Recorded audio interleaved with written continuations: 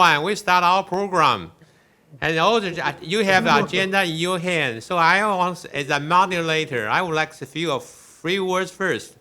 As a moderator of the roundtable, I want to thank you again for your participation to make this event possible and discuss on the theme of COVID-19 with its impact on freedom, democracy, and human rights. APLFD, in response to the raging pandemic, has decided to change the traditional format of roundtable discussion to a video one.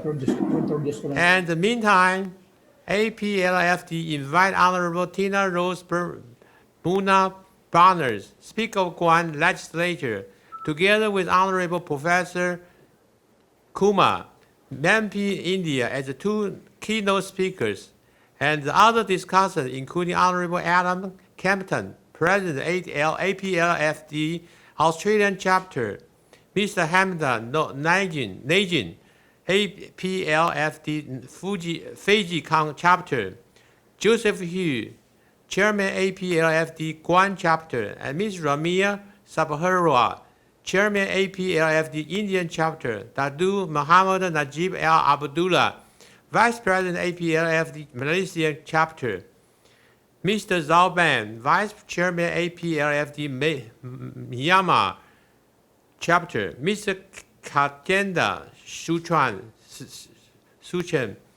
WLFD Nepal Chapter, Mr. Jiang Wu, the Vice Chairman APLFD New Zealand Chapter, General Federico Luis, Mr. Santiago, President of APLFD Philippines Chapter, Mr. Simon K.C. Hu, Deputy Secretary General, APLF, Secretarial Chairman, APLFD Singapore Chapter.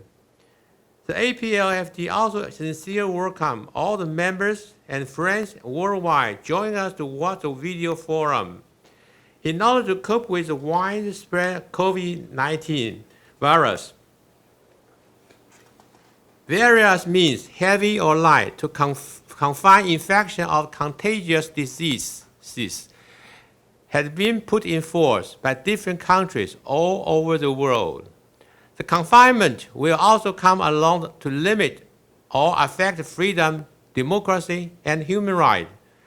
Under the pressure of the possible fatal epidemic and under radical uncertainty, people are all unconsciously easy to accept or to rationalize the inconvenient truth of this infringement, some temporary but other potentially permanent. That will certainly affect our way of life, define our new normal if the virus persists somewhere in the world. Taiwan acts as an anti-epidemic model with its population of 23 million. It has reported fewer than 500 cases of COVID-19 with 7 deaths as of today. It avoids painful and costly lockdown, but still moving quickly to impose travel restrictions, screen visitors, deploy protective gear such as compulsory wearing face masks, and using modern electronic gadgets to treat those who are subjected to an at-home quarantine. All the preemptive strikes and immediate responses imposed by Taiwanese authorities are relatively easy or minor, while some countries, for the reason of severe epidemic situation, implemented a strict lockdown of the whole city, then deeply affected the people's city life and civil rights. For instance, the metropolitans and economies are an infinitely complicated web of interconnections. Everyone has a series of direct economic relations as well as other activities, such as the field prescription, purchase, merchandise, makes money, and pay mortgages. All of them do need a mutual expect behavior and with mutual confidence how to make this connection work. The unveiling causes by the lockdown will possibly make a pretext for setting up a negative precedent of freedom, democracy, and human rights. However, it is really a dilemma of making decisions or priorities between epidemic prevention and return of economic activity. To resuscitate our economies would rely heavily on expanded public health measures, including a huge increase in testing on a mass scale, temperature check, a system of tracking down and isolating the infected, etc. But unfortunately, just lifting restriction does not guarantee a return to the way things were. Then it comes with the issue of effective and efficient governments, as well as support for the people, as Professor Francis Fukuyama earlier indicated. The issue sounds contradictory and impractical, but categorized as responsibility of all leaders whether to adopt or create a dynamic balance. Again, thanks for your time and participation. Wish you all good health and success of the video roundtable. Thanks again. Now, I would like to invite Honorable Yao Yingqi to deliver a short speech. Mr. Yao Yingqi, please.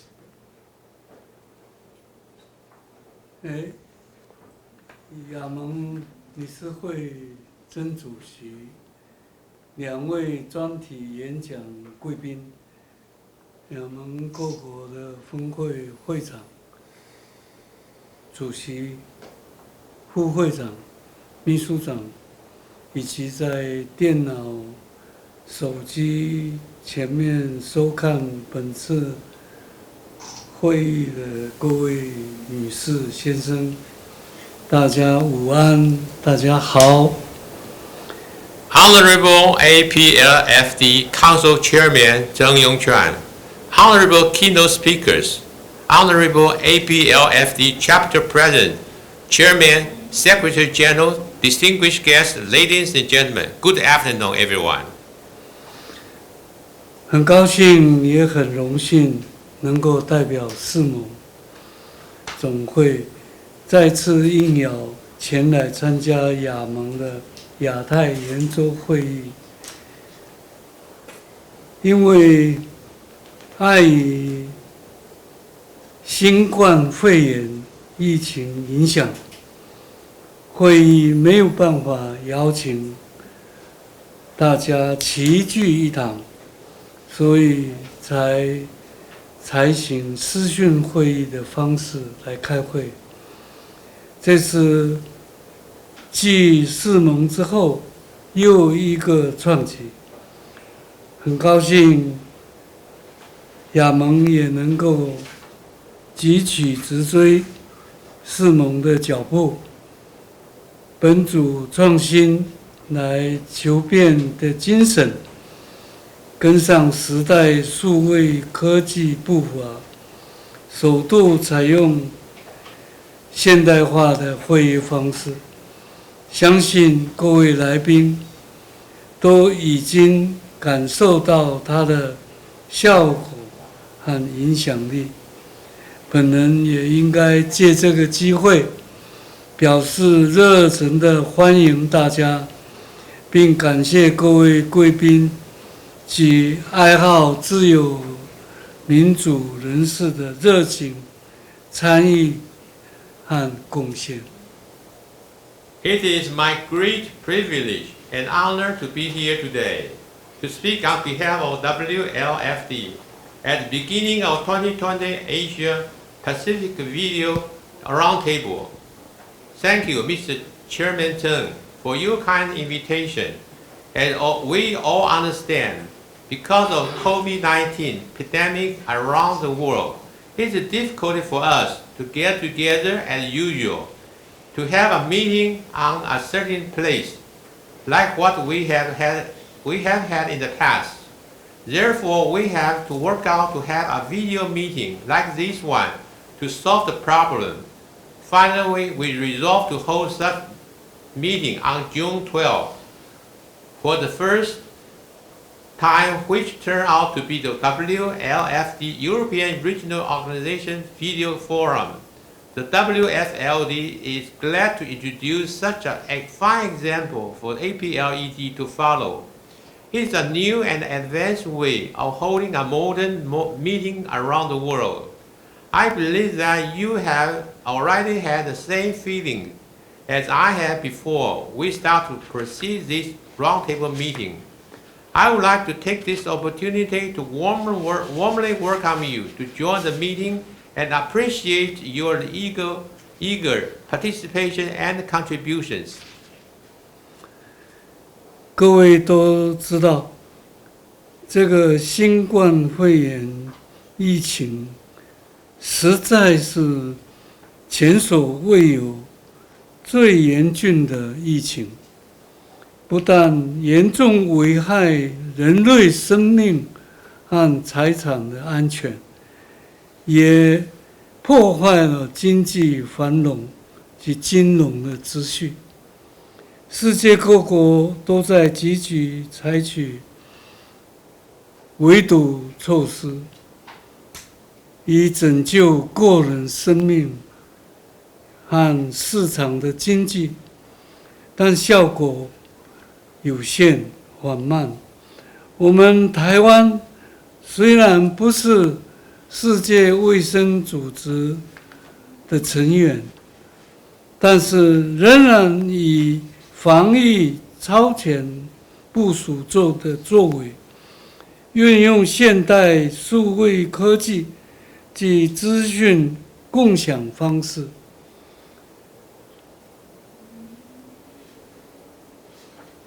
公开透明、团结全民合作防疫，因而赢得初步的成功，让人民生命财产损失降到最低点，同时在行有余力将防疫物资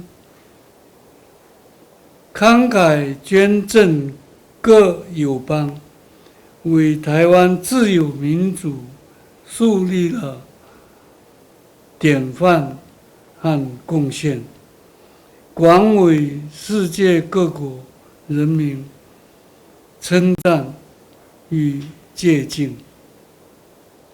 As you know it very well, the pandemic has ever caused so much damage to the world. It has not only jeopardized human lives and safety of human property, but also devastated the economic prosperity and financial orders. All governments have taken all possible measures to prevent the virus from spreading in order to save its lives and the market economy. However, the effect seems to look so small. As not being a member of WHO, Taiwan, however, has done very well in advance to prevent the spreading of the virus by properly using modern technology and sharing of information to openly and transparently unite all citizens to confront the virus. Finally, we have won the first phase of the game. The loss of people's lives and property have reached to the lowest point. We are still able to help allied countries and partners by donating face masks and medical supplies to support frontline medical personnel as they fight the pandemic. This has drawn recognition and gratitude from around the world and made a good democratic example to the world.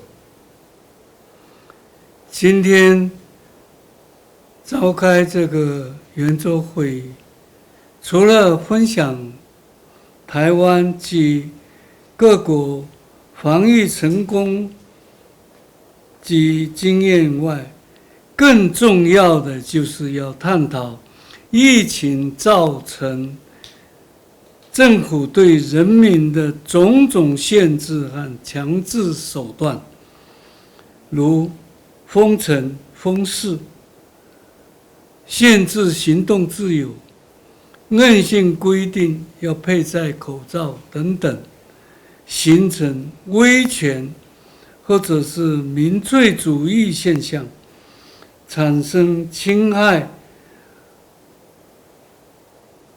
或者忽视自由、民主与人权的地方。所以在这种防疫生死关头，人民不得不委曲求全。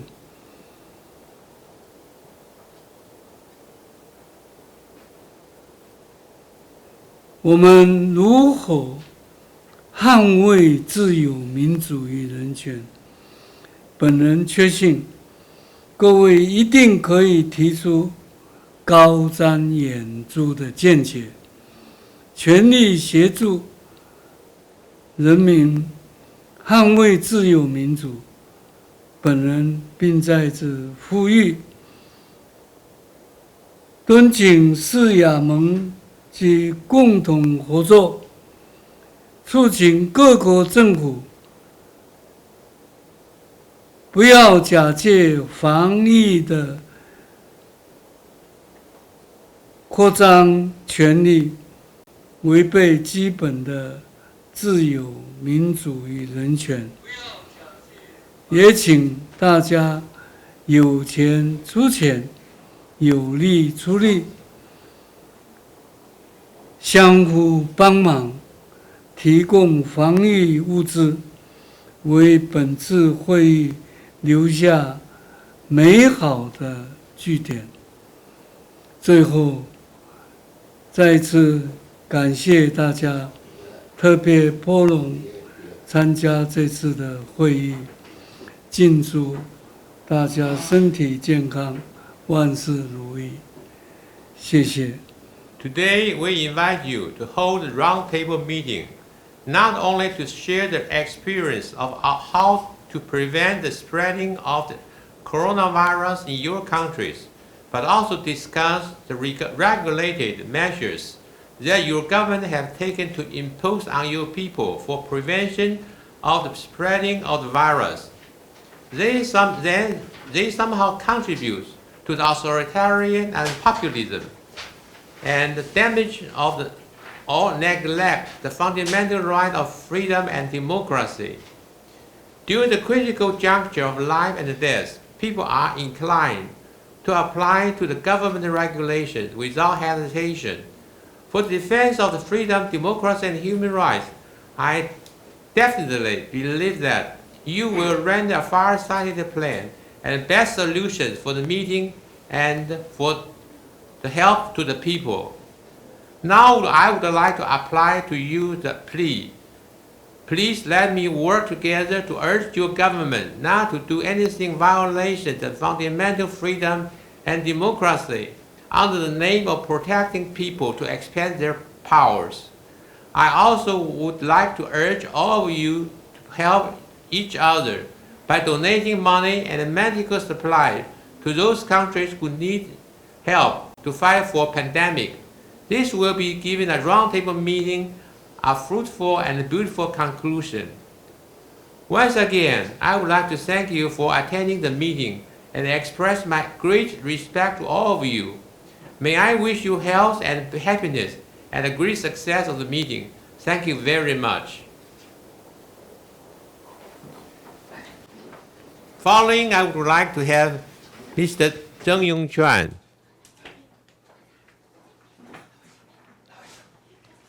The chairman,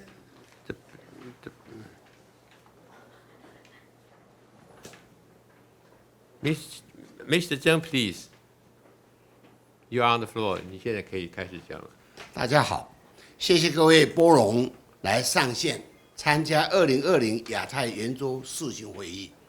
新冠肺炎疫情爆发的今天，国际局势产生剧烈的变化，各国都关闭边界，以防堵疫情蔓延。新冠肺炎疫情爆发到初期，和我们同时亚太地区的韩国、日本、新加坡，因未能够有效的防堵社区感染，确诊人数以倍数的急剧攀升。然而，在各国政府严格的管制防疫得以的情况之下，急起直追，快速的降低了确诊人数。我们台湾在这一次的新冠肺炎防疫领先世界，超前部署，可以说是全球防疫体系中的模范生。I welcome and thank you to join the 2020 Asia Pacific Roundtable. Since the breakout of COVID-19, the whole world has changed. Borders were closed in many countries, as well as many public health measures put in force, intended for an effective containment. However, the number of the infected were multiplied in Asia and Pacific countries, including Korea, Japan, Singapore, and at the very beginning. Later, the situation was quickly improved, and the infected also under control. After this, government assumed stricter measures. In response to the epidemic threat, Taiwan has played a preemptive deployment of a leading role in case of prevention and containment. Taiwan has earned acclamations of one of the best models of the world.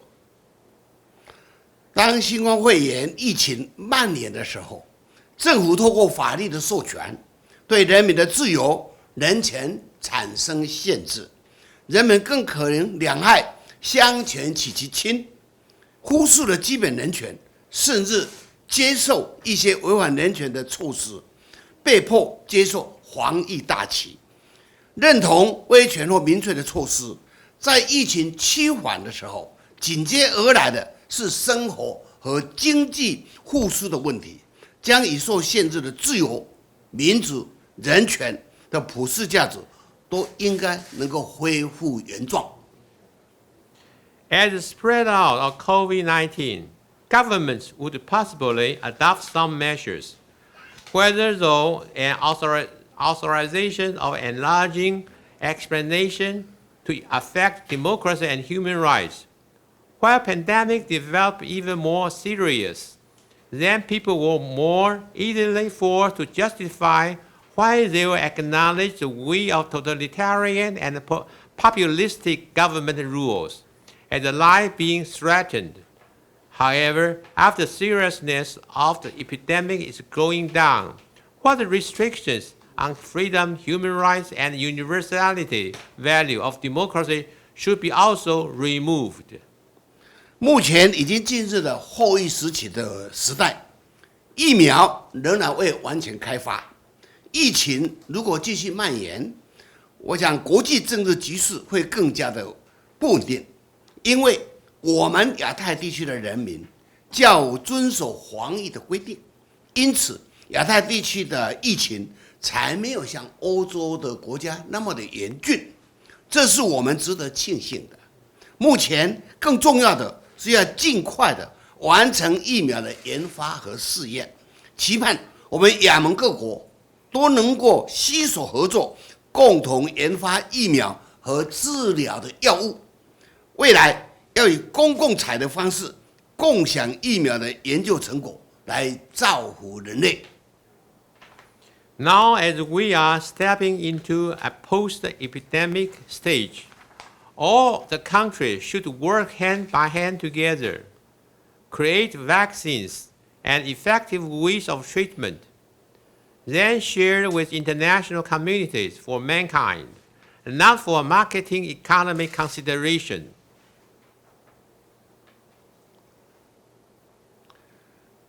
新冠肺炎疫情不是一时的冲击，更可能是长远对人类社会产生结果的影响，而这个影响可能会颠覆我们长久所坚持的自由民主的价值。What the COVID-19 left is not a short-term impact, but creates a possibly long-term social and human structure influences, and it will undermine what the value of freedom and democracy, which we insist for a long time. Thank you very much for your patience. Thanks a lot. Peter? And now I will invite Peter Lee, Secretary General, APLFD Secretariat, to deliver short remarks. Thank you, Peter. The Thank floor you. is yours. Thank you, David. Honorable Yao Yinqi, President of WFD, Honorable Zheng Yongquan, APOFD Council Chairman, and two keynote speakers, Honorable Tina Rose Munia Barnes, Speaker of Guam Legislature, Honorable Manoj Kumar Jha, Member of Indian Rajya Sabha, Spokesperson of Indian National People's Party. Honorable APOFD Chapter Presidents, Chairman, Secretary Generals, distinguished guests, ladies and gentlemen, good afternoon. It is my great honor and privilege to join the 2020 Asia Pacific Video Roundtable, and I sincerely welcome all of you to join the meeting too. Thank you, Chairman Zheng, for your kind invitation. As President Yao said earlier, because of COVID-19 pandemic around the world, it is difficult for us to get together to have a meeting in a certain place like we have did in the past. Therefore, we have to work out to have a video meeting like this to solve the problem. I'm so excited that we finally have such a wonderful online video meeting to discuss a topic that concerns the well-being of all human beings. As President Yao and Council Chairman Zheng told us, this is the first time that we use the modern computer technique to serve for our needs. It is a new and advanced way of holding a modern meeting around the world. As long as the coronavirus pandemic exists for only one single day, we still try to do our best to take any measures to advocate our freedom, democracy, and human rights. As we all understand well, after the spread of the coronavirus pandemic for more than 6 months, according to Wikipedia, more than 10 million confirmed cases have been reported in the world, resulting in more than 500,000 deaths. The measures that most countries have taken to prevent the virus from spreading not only have caused the severe damage to the national economy, but also put impact to freedom, democracy, and human rights. Freedom House and other think tanks have done their job earlier to warn the dangerous impact on freedom and democracy around the world. Regarding the impact, the WFD held a European Organization Video Forum on June 12th to discuss COVID-19 and its impact on freedom, democracy, and human rights in Europe. I believe that their conclusion and effect must be very fruitful. Today, we, the APOFD, to catch up with the WFD, also holds a video meeting called Asian Pacific Video Roundtable to discuss the same thing. I once again welcome you to join the meeting and appreciate your participation and contributions. Today, we get together here to hold the roundtable meeting, not only to share the experience of your own, but also to discuss the regulations and laws that your government have taken to impose on your people for the prevention of spreading of the virus. As President Yao said earlier, they somehow have contributed to the authoritarianism and populism and damaged the fundamental rights of freedom and democracy. During the important juncture of life and death, people are easy to apply to the government's orders without hesitation. For the sake of defending freedom, democracy, and human rights in the second half of the pandemic game, I am sure that you will offer us good suggestions to ask your government to remove restrictions on freedom and democracy at any time necessary and help each other to achieve the goal for the people. Finally, I would like to like to appeal to you again, as President Yao and Chairman Zheng said earlier before. Please help each other by donating money and medical supplies to those countries that need help to fight for the pandemic and work hand in hand together to develop vaccines to be shared for the international community and also for the mankind without considering the marketing element. The APLFD Secretariat would like to be a coordinating center for international cooperation. So I believe that this will give the roundtable meeting a fruitful and beautiful conclusions. Once again, thank you for your attending. May I wish you good luck and happiness. And let us wish a good success of the meeting. Thank you very much. Thank you. Thank you, Peter. Thank you very much for your remarks.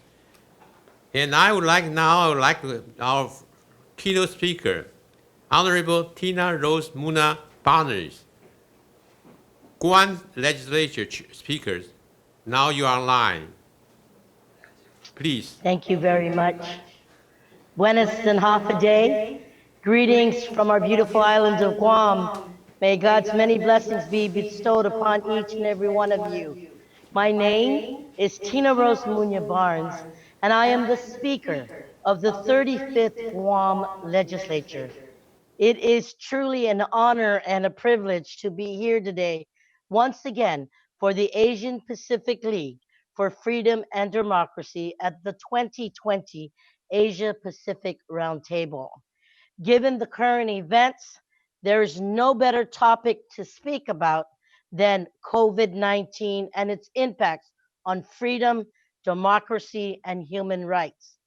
Over the last few months, Guam has been in a state of emergency since March 14th, and we will be entering our 18th week of an emergency in a few days. As policymakers, it really is a challenge prioritizing the health and safety of our residents, the individual rights and freedoms of our residents, the economic stability of our residents, and the overall well-being of our residents. All of these things are important. They are why we all choose to be public servants. However, it starts to get tricky when these fundamental priorities of governing starts contradicting one another. Now, more than ever, the actions we take as leaders have a direct impact on the daily lives of our residents. COVID-19 has a detrimental effect on the global economy. The last time the world was faced with a challenge of this magnitude, nationalistic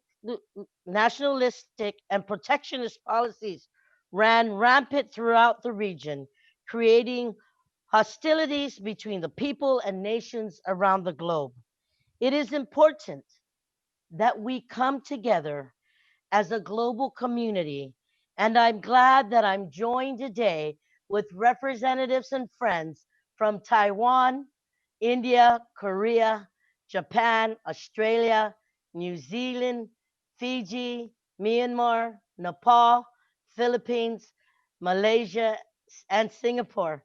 My apologies if I missed anyone, but we must come together during these times to ensure that the principles of democracy and cooperation persevere. As President Mi Ying Jul said during the 54th APLFD in 2008, prosperity is the goalkeeper of peace. Peace and prosperity can only happen if we combine our efforts into achieving a common goal. It's unfortunate that many who call themselves leaders ponder on the minuscule, irrelevant details and fail to see the big picture. I want to apologize on behalf of the people of Guam for a comment made by a former governor, Eddie Calvo, when asked what his thoughts on the divisiveness and use of racial connotations such as the Kung flu virus, where Governor Calvo deflected by saying that the term was derived from the Obama administration instead of acknowledging fundamental problems. In all my years of public service, which is almost 4 decades now, serving my 7th term as an elected official, I am disgusted that many focus on the mere headlines and not actually helping people. Coming from Guam, it is an honor and a privilege to be where America's Day begins. As you look at our history of being a small territory of the United States, there are countless stories of how we have benefited tremendously from the partnership and support of our regional partners. After each typhoon, the support from many of you here today have definitely helped us not only rebuild, but become more resilient. Recently, with COVID, the support of Taiwan, Korea, Japan, the United States have literally made the difference between life and death. Going back to President Ma Ying-jeou's statement, prosperity is the goalkeeper of peace, and without prosperity, peace cannot be maintained. We have come together to address the public health aspect of this pandemic, and we have learned from the success of Taiwan, South Korea, and I think I can safely say every nation that makes up the Asian Pacific League for Freedom and Democracy. We have all implemented drastic measures that have proven to be successful to address the issue at hand for our respective nations, and there's a lot we can still learn from one another. But more importantly, as we now address the economic crisis and that stands before us, we must use the same model to come together and address this issue. Many of us have regulated the movement of our residents and closed or restricted our ports for travel and cargo. Since many of us rely on tourism, our economies are barely staying afloat. The greatest threat right now is the restriction of movement. It causes the slow economic decay of our nations, the death of jobs and livelihoods, and a rise in anger against our governments that is overwhelmed by the public need, unprepared for a global pandemic. Desperation becomes fear, and untreated fear becomes rage of the powerless against the powerful. The concepts of freedom, human rights, and democracy are already tenets of our political society. It is instilled into each and every one of our citizens as an inalienable right that is afforded to every human. However, if we continue to allow our economy to decline, there will be severe repercussions to the concept of freedom, human rights, and democracy. I think we can all agree here, and feel free to correct me if I'm wrong, as I will be staying for the open forum at the end. From a public health, economic, and democratic perspective, none of us were prepared to address this pandemic and its repercussions by ourselves. But as history has shown, we will be able to persevere through cooperation and coalition. The freedom of movement to pursue happiness are at the very core of our humanity. Many Pacific Island nations and territories depend on tourism and the free flow of global trade to provide jobs and resources for our families to sustain our economy. Before this pandemic, Guam was a popular tourist spot in the Asian Pacific region, to the point where our hotels were experiencing maximum capacity, where we were turning away extra bookings. We welcomed over 1.6 million visitors last year to our island of just 160,000 people. In the last few months, the number of tourists have dropped to virtually zero. We have taken this global pandemic lightly. We have not taken this global pandemic lightly. Guam has mobilized the largest public health response in its history by closing non-essential businesses, implementing quarantine, face mask usage, and social distancing measures. Adherence to these measures have been largely successful on Guam. And while we mourn the loss of 5 residents to the COVID pandemic early on, we have had no deaths or hospitalization for over 2 months now. Slowly, we have opened up businesses and beaches with careful planning and strict adherence to sanitization and social distancing. We have established mass community testing and thoroughly traced its origins to identify and isolate clusters early on. Our geographic isolation proved to be an advantage, as it was possible to contain the medical fallout of the virus. International media has noted that countries led by women have shown greater success in containing COVID. Guam is currently led by our first female governor, Governor Leon Guerrero, who is also a nurse by profession, and her swift action to contain the virus has saved us from this becoming a much larger epidemic. Our work is not done. We understand that battling the virus is a long fight, and we will continue to be vigilant and engage in the best practices and follow sound medical advice.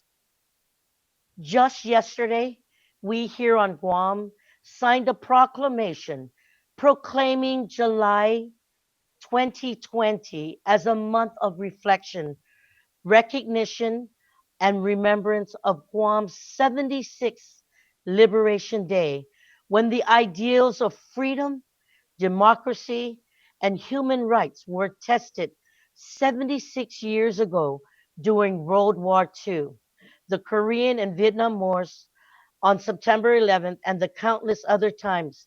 Many of our proud sons and daughters of Guam, along with the citizens of each of your nations, paid the ultimate price to uphold these values we hold dear to our hearts. As a way to honor the sacrifices as they made for us, we cannot give up. Let's come together to promote prosperity and peace for each and every one of us. We are all in this together, and to overcome COVID-19, we must do it together. On behalf of the people of Guam, Undonkaluna si Juas Masi, thank you very much. Thank you. Thank you, Mr. Speaker. Thank you for your kind words, and you're very good. This is a marvelous speech, and covers the contemporary development of Guam, what the government do, and it's a very successful case. Also, we thank you for your kind words and for your time to participation. Now we have a second keynote speaker, Honorable Member of Parliament India, Honorable is also Professor Manu Kumar Jha.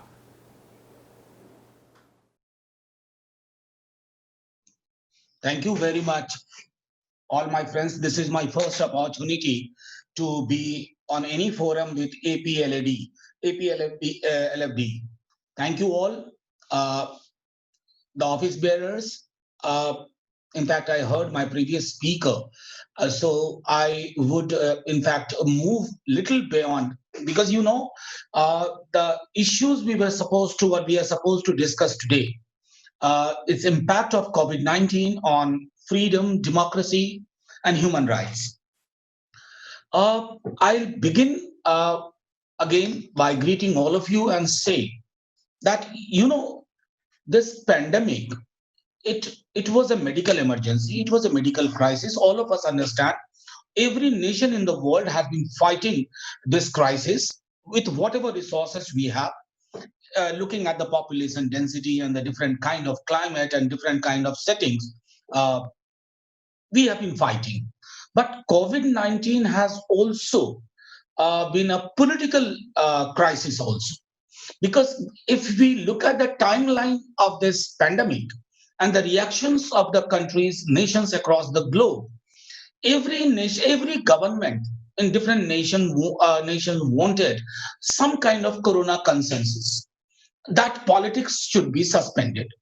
Many nations across the globe, all opposition parties, they readily suspended their political activities. Every political opposition in large number of countries, I know about myself, my country, we stood behind the government in the name of corona consensus and realized that this is one occasion that we should wait how the response unfolds in the coming days.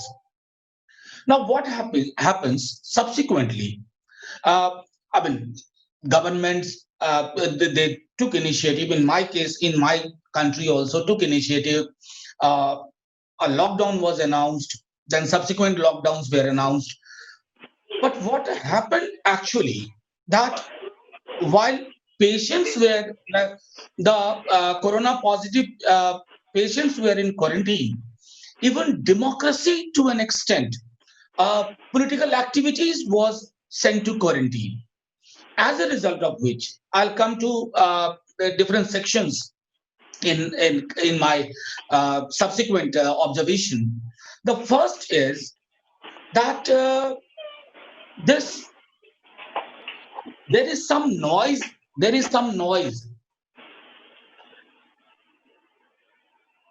Can I request everybody to mute themselves for some time? Thank you. Thank you very much. So what happens in my country, there is this huge issue of migrant workforce. Migrant workforce are the people who, from, if I say simply, from poorer state, they move to richer state and they join low or medium level jobs available to them. In the first two lockdowns announced by my Honorable Prime Minister, we did not think of these millions of migrant workforce. Not in the first lockdown, not in the second lockdown. After the second lockdown, when we saw intimidating images, disturbing images on the roads where people, they didn't have transport, they started walking back home. And walking back home, in this case, somewhere it was 2,200 kilometer, 1,200 kilometer or 1,000 kilometer. These images actually unnerved all of us. Then the opposition started talking about it. Initially, any question pertaining to the management of COVID not only was presented as anti-government, but many a time crossing the boundary and blurring the distinction between government and the nation. So it was said that we should keep quiet. This crisis, it is still unfolding, the migrant workforce. And this is going to be a very, very challenging proposition for either the government or for the opposition, because they felt a huge sense of alienation. They built cities, they built bridges, they worked in all kinds of low-paid jobs, making lives smooth for upper middle class and middle class. And at a crisis juncture like this, they were simply jettisoned. They were not counted. So this is where I think we realized that the corona consensus or opposition being in quarantine was not good for the people who we represent. Now, when we look at all over us, I'll come to India in a moment or two. Challenge to democracy in many countries does not come from outside. People who are elected democratically, there is no guarantee that their persona, their working style shall be democratic. We have seen it all around. My case is no exception. But then these are the moments which tell you that we have to look at the impact of COVID on freedom, democracy, and human rights. We must look at how they have been these issues have been treated, or how these issues are visible. Now, as I said, when we talk about impact of COVID on freedom, the first impact which we saw, as I said earlier, the first impact was, let's align with the government. Let's trust with the government. No criticism.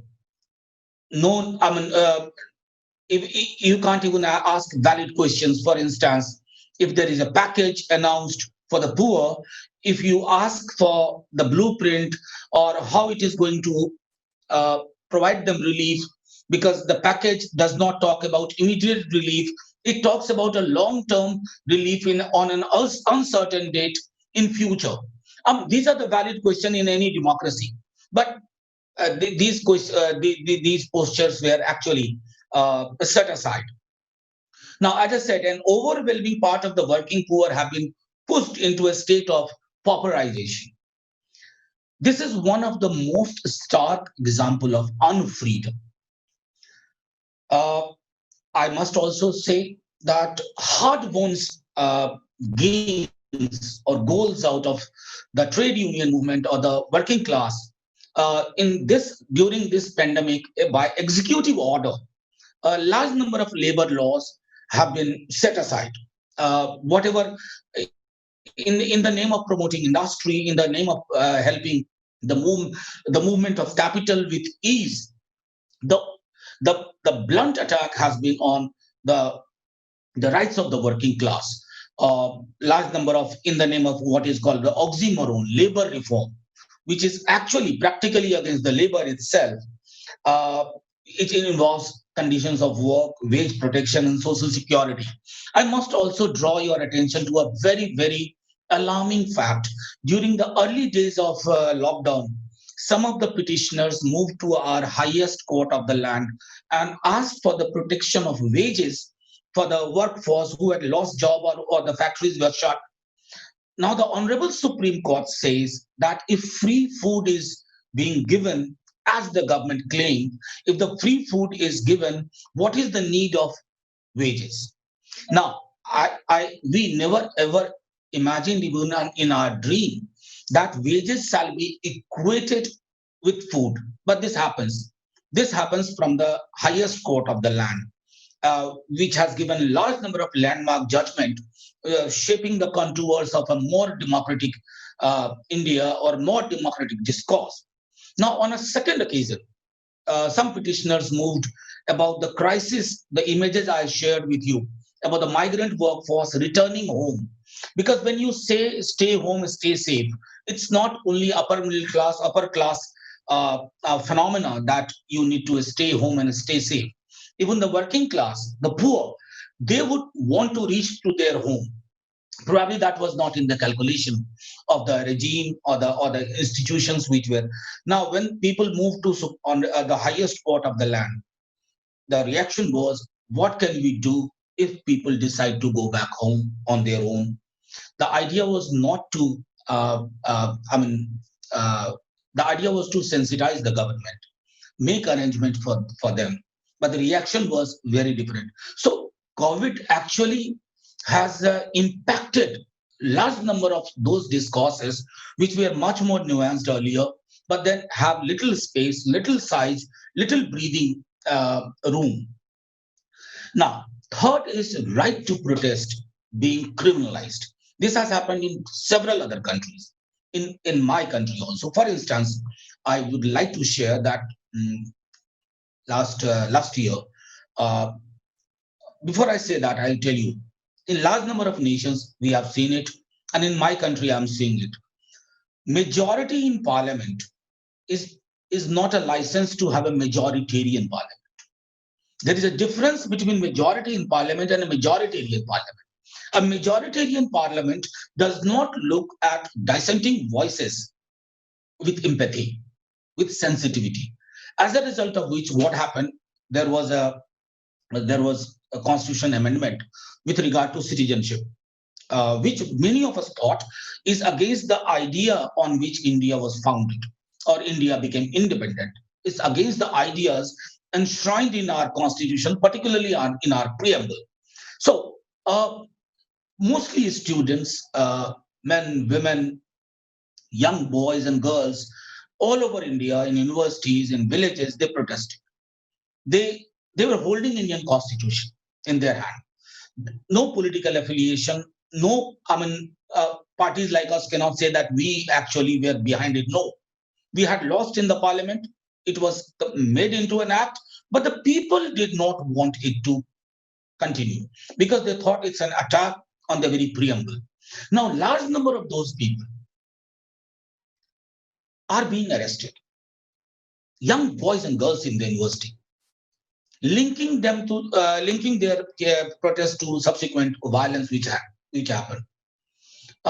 Many serious provisions are being put on them.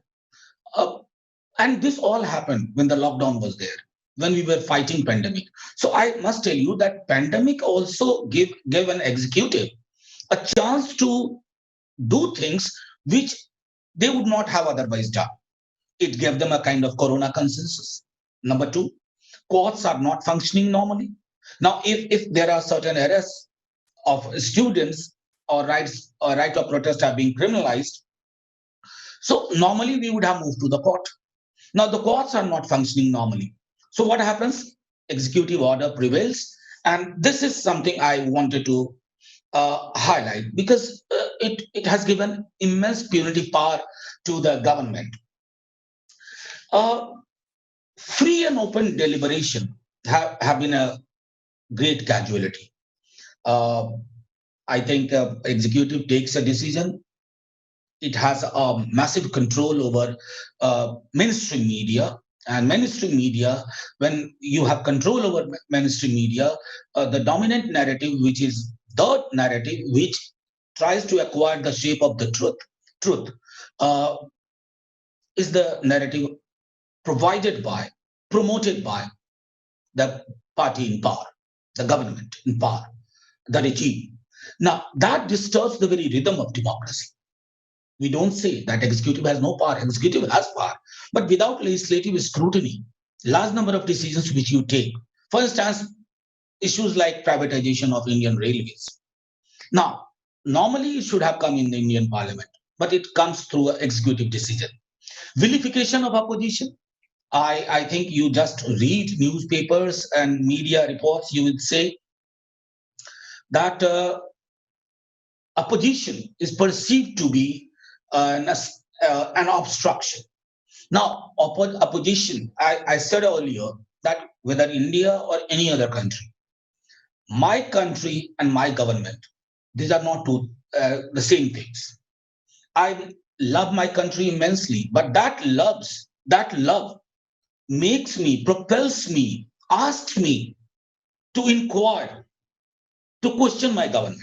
Now, questioning my government, if it is presented as questioning my nation, I think these are dangerous ideas, not only disturbing the rhythm in my country, it is disturbing the political rhythm in several other countries. And it should be our collective effort to keep talking about it.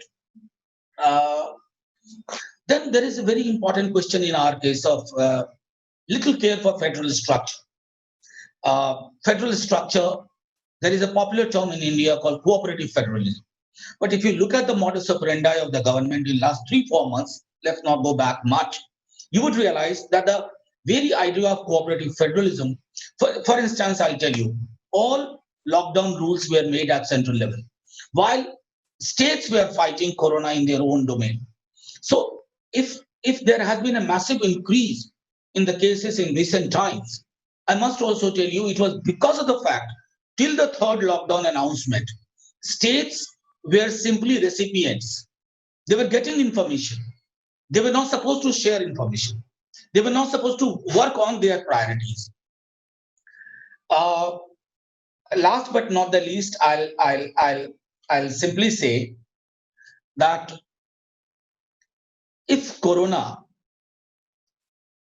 silences the opposition world over, if Corona pandemic makes regimes, governments usher in authoritarian regimes, because we have seen in past, many a pandemic have let authoritarian postures usher. They have come after a pandemic. If you examine the pandemic in last 200 years, let's hope all of us that we work together. Our priority is to fight Corona together. We are fighting it, but at the same time, we must also remember that political parties in government, they don't get a Corona sanction to bypass legislature, to bypass parliament, to ignore questions of freedom, democracy, and human rights. And I'll end at saying this, that again, it was a privilege. I joined all of you for the first time. I hope our relationship continues, and I have a great faith in Indian people. And we are sure that we shall overcome. We have overcome many difficulties.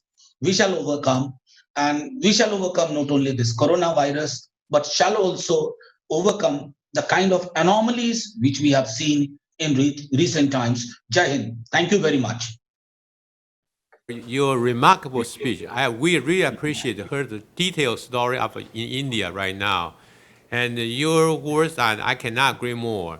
Thank you again. Now I would like to have a discussion. The first one is Mr. Australia Chapter President, Mr. Campton. Ms. Campton, the floor is yours.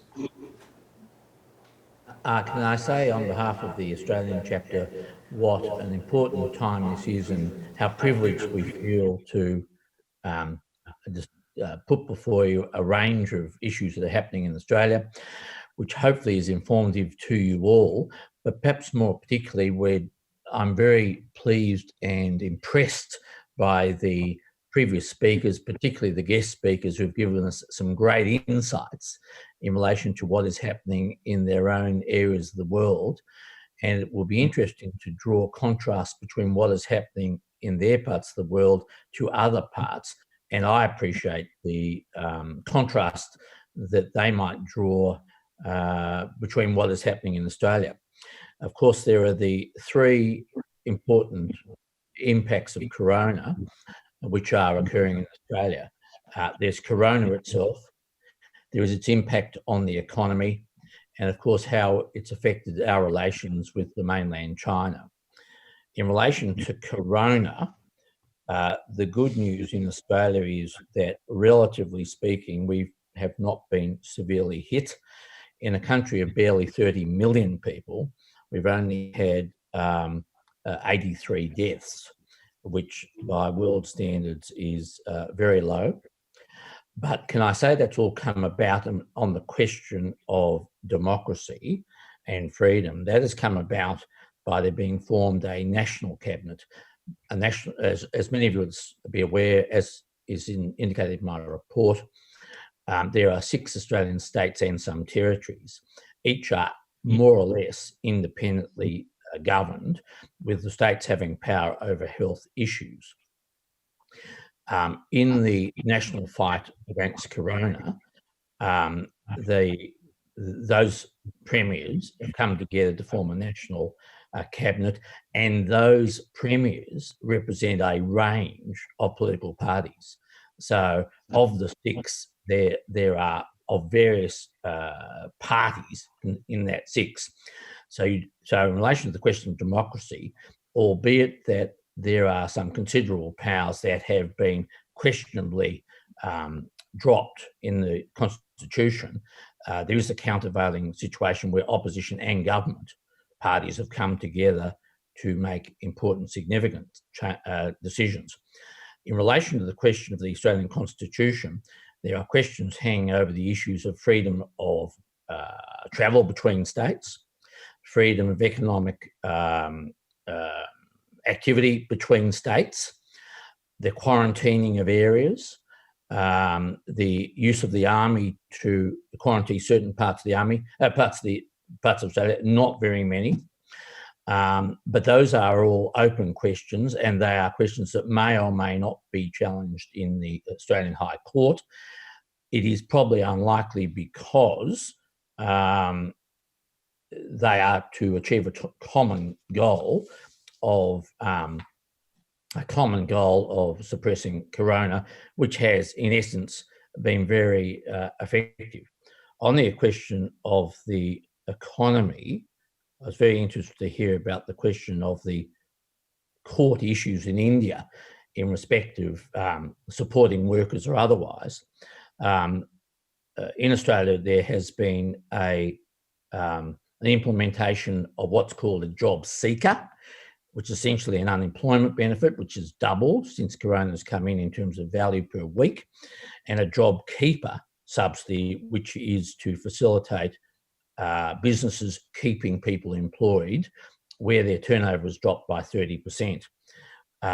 What that all means is there's been a massive injection of funds into the Australian economy in effectively a Keynesian injection to the economy, which will mean that the Australian budgetary fiscal situation, which was going to be balanced, if not surplus, in this financial year and in next financial year, will be lost. There will be running at deficit budgeting. The Australian gross domestic product is predicted in the next financial year to drop by 10%. Some people might think that's a good result. We don't think it's so good. In contrast to that, the Australian stock market today, is running at about 75% of its pre-corona days. That's an extraordinary situation and fairly inexplicable. In relation to the mainland, Australia led the charge in relation to the inquiry as to the outbreak of the pandemic. Some may have said that was unwise. Others, of course, have joined that. It has put Australia on the front foot of being critical of the mainland in relation to those matters. And Australia has borne considerable criticism from the mainland and already is receiving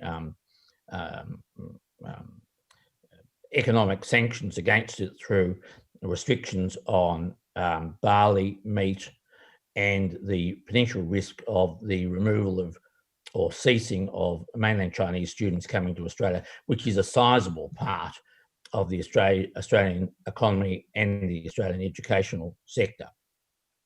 So having dealt with the serious matters, can I say that the Australian chapter had pleasure in welcoming Mr. Abraham Lim and his wife as in the Taipei Economic and Cultural Office last year.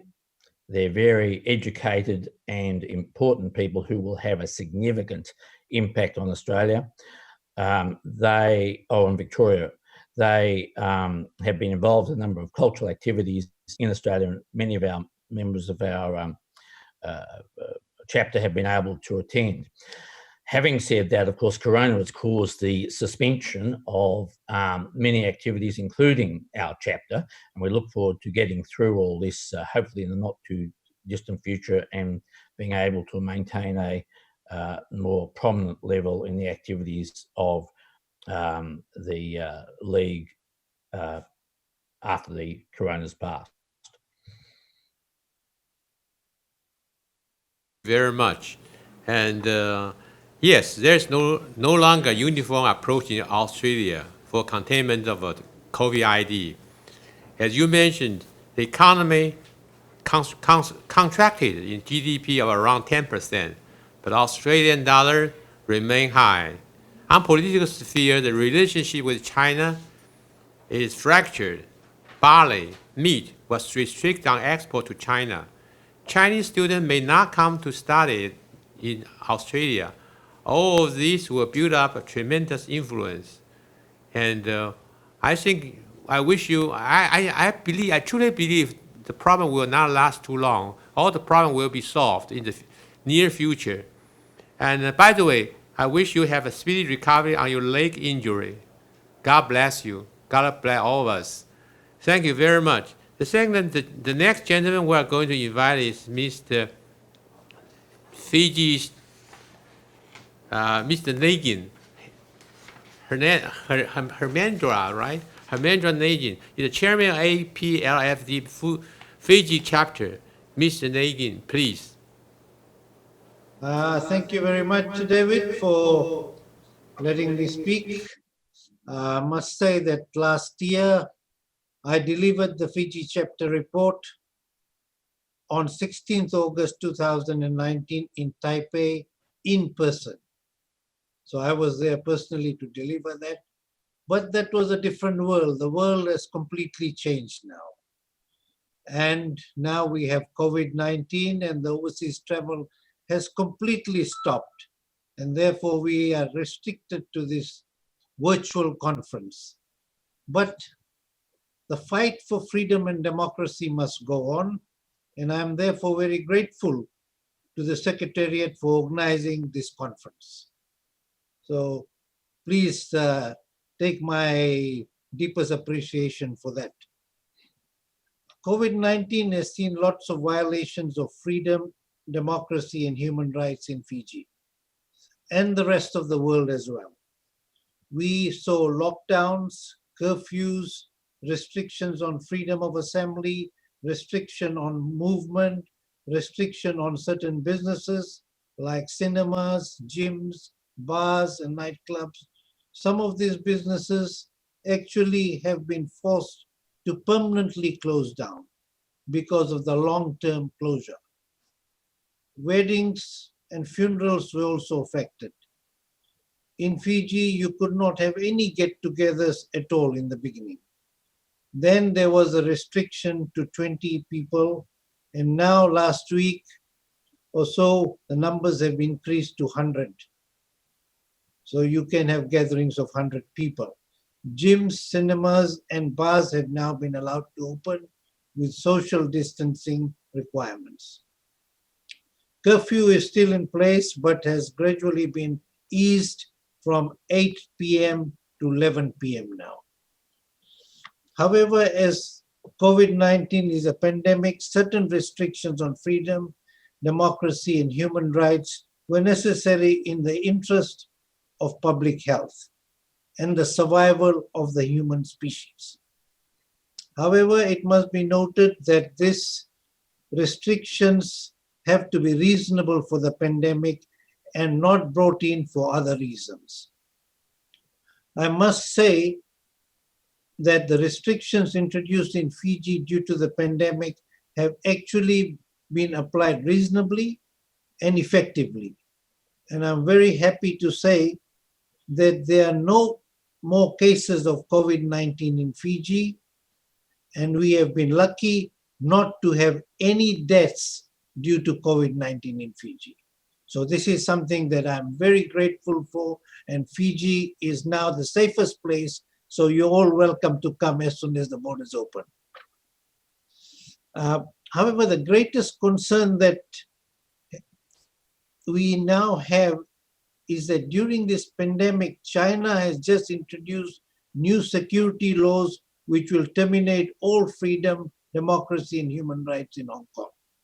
This is a terrible move by China at this time and must be strongly condemned by one and all. We must all work together to oppose this and have it withdrawn immediately. As most of you know, Fiji is known for its pristine tourist locations, and tourism is our major contributor to our annual GDP.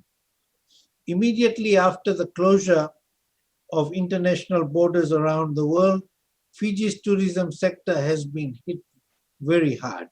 All major companies and businesses linked directly or indirectly to the tourism sector have also been badly affected, and there has been mass termination of employees. And several hotels, tourist hotels, have also closed down. Fiji's economy, like that of most other countries, has been very seriously affected and may take years to recover. Unfortunately, we don't have the same financial injection that Australia has, and we've just heard about that. Now, finally, I take this opportunity to thank the Secretariat for the hard work to host this wonderful conference, and I thank all the participants for their patience in coming before this virtual conference and taking part in it. And I look forward to seeing you all next time at an actual conference. Thank you very much. Thank you for your speech. It's very informative about what's going on and what's the current contemporary setting and the background of Fiji and the government, what it did in the Fiji. From my understanding, in Fiji, there's a contact tracing application. Contact tracing application. Is that work right now? Could you tell me, share more light about the issue of what it will work and create some more trouble? Yes, I have actually prepared also a report which I have sent to the Secretariat that talks about the contact tracing application, and that people are, at the moment, we are not really aware of how it's going to work, but some people are saying that it is a government's way of keeping track of people. And if that is the case, then of course that will not be acceptable. But at the moment, I think the major concern for everyone, more than democracy and freedom, is the public health, and to make sure that no one catches this virus in Fiji. Very good record, which is very impressive. Thank you very much. And following, we would like to have Mr. Gentleman Joseph Xu from Guam, Guam APLFD Chapter Chairman. Mr. Xu, please.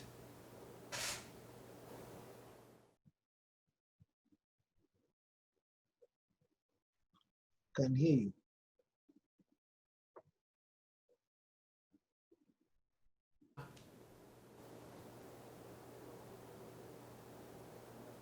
We have a little bit technical problem. A technical problem. Sure. Okay. Okay. Now you hear me I got. now? Yeah. Yes. Okay, no okay, problem okay. now. No, Yeah. very good. Okay, Very thank clear. you, thank you. Very good to see you guys. And before I do the report for the COVID-19, there's something I have to announce first. Okay, the Guam have the general election hold on this year in November. So our speaker, she's also the elect for the next turns. I wish she has the very successful the election for next turn. And another thing that was just announced this morning by the Taiwan government, they closed out the Guam office, the Foreign Affairs office on the 2017, and this morning, this official announced there will be reopened office on Guam. So there's a good news for all the Taiwanese people on Guam. Also can see how important the Guam location and how it's on the Pacific Ocean. So we can see the Guam is the most important because on the middle of the Pacific Ocean between the US and Asia, and also there's the bigger military base on here. So we are great to see the office will be reopened. Okay, right now for the report for COVID for impact, the speaker he's talk about mostly about the things happen. So Guam confirmed the first the case of COVID on the March 15, 2020, and the first death on the March 22nd. So the governor of Guam ordered to general lockdown of the island in middle March, and the governor still. You can hear me now? Okay, okay. So the Governor Luli Guerrero announced the implement of the fourth step of the pandemic condition of the red list. We call it PCOR, on April 30.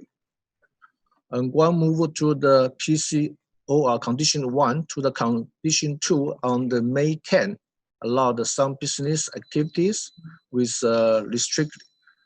And under the condition 2, the Guam maintain a 14 days quarantine for most incoming travelers who have not been tested in the previous 3 days.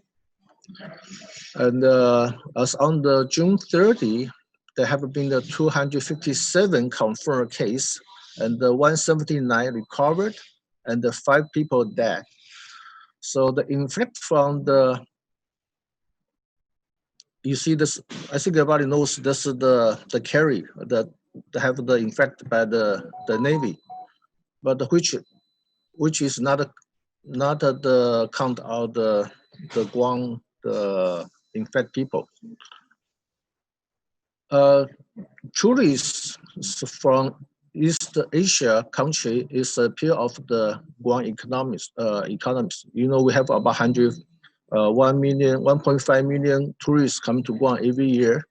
And you can hear this, the speaker just announced we have 0 now. So this is a very big the hurting for our business here. But so the U.S. government, you can see on the March 28, the United States President Donald Trump approved a disaster declaration for Guam that all the federal assistance for the local recovery effort. This is about the president also signed the national about $2 trillion COVID relief bill to the people and about 111 million allocated to Guam. So I will explain how the money coming. The first is the stimulus check for every family. Every family, the household got 1,200 for each head. So for example, if you got the husband, the wife, and the kids, they got a check about $2,900 US to pay this mortgage, to pay his loan, power, waters, and the food. So it's a really big help. I hear this another check coming, so everybody's waiting for that. Beside that, we also have the employment check. Employment check, they give the people when they lost a job, they got about almost $900 per week. So that's also helping a lot. Beside that, we also have the PPP loan. PPP loan is for the business. They allow the company to apply it. So they're going to pay you the payroll for employees, so you can keep your employee to full-time job. So, and you also have this the money to pay you rent, to pay you the necessary things. So that's why probably you can have the forgiveness. Probably you don't need to pay back. So this also really helping the business here. We also have a couple of grants to helping the business. So far, I think the Guam economy, of course, they're hurting a lot from business, but for the normal life, I think they're being recovered. And beside that, we have a lot of the social, the community help. For example, the University of Guam announced that was the deliver almost 300 meal every day for the people working for the front line, like the healthcare work and also the volunteer to the public health and the social service. The food was donated from the different restaurant, wholesaler, organization, and individually. And also, as we on the Taiwanese Business Association on Guam, we donate food for the senior citizen. We donate the food for the homeless, and we also donate about 100,000 masks for the local government. So that's what we do here to helping the community and to help the people on Guam. And of course, we also enforce the social distance. You have a very 6 feet. I think everybody's obey the law. Everybody very follow the government's rule. And on the May, we supposed the look like the things become slowly. So we prepared to open the market to pay the tourists from July 1st. So unfortunately, on the last week, the confirmed case become climb again. So we postponed the open the tourists until to August. That's unfortunate because the Guam is very important for the business for the tourists, and the Guam visit Bloom report, the tourist relay rate was dropped 34 million per week before the pandemic. So you can see how hurting for the business tourist industry here. There's a lot of things going to happen, but I hope everybody just follow the government and listen, keeping a social distance and wear a mask, keeping clean, wash your hands. So there will be keep aware for the get together. We ask 25 people less to get together. Even my business, we open the door, but we make people to clean the hand before they into the business. I hope in the next month, I hope there will be the reduce and we can open the market again. That's will be happening in Guam. Again, so Guam is very important on in the Pacific Ocean. We have also this another islands right next to all. We have the Palau. Let's say we have we don't have Palau dedicated this time, but I know the Palau was doing good, the strictly and the isolate stage in the country. So Palau look like this. I hear the Palau have a 0 case, and still I ask everybody just to follow the government policies and don't going around, don't spread the virus. So keep everybody safe. Okay, this is my report. Thank you everybody for your listening. Thank you very much, Chairman of APF-LFD Guam chapter. You did a full briefing of the timetable and what the government has done to contain the COVID-19 and illustrated the recovery plan and economic development of Guam. Thank you very much. Thank you for your speech. Now the following, we are going to invite Ms. Subhirwa, is the CEO Asia Pacific Foundation and Chairperson of APLFD India chapter. Ms. Subhirwa, please. Good afternoon, Mr. Chairman, Council Chairman, Secretary General, members of APLFD, WLFD, ladies and gentlemen. It is my honor in representing India in this APLFD meeting via video conference. I congratulate APLFD's decision and efforts to continue with the tradition of hosting this conference virtually during this pandemic. On behalf of the India chapter, I'm honored to present this report highlighting recent legal developments and COVID-19's impact on India's freedom and human rights. I begin my report with a new unprecedented legal development. In 2021, the Government of India plans to implement the National Register of Citizens, NRC, mandated by the 2003 amendment of the Citizenship Act, 1955. The purpose of the NRC is to document all legal citizens of India so that the illegal migrants can be identified and deported. So far, NRC has been implemented in the state of Assam, Families in Assam have been required to provide legal documentation to show their lineage, and those who are unable to present their Indian citizenship proof have been deemed illegal foreigners. On December 11, 2019, the Bharatiya Janata Party, which is the BJP, which leads the Indian government, passed the Citizenship Amendment Act 2019, thereby amending the old 1955 Citizenship Act.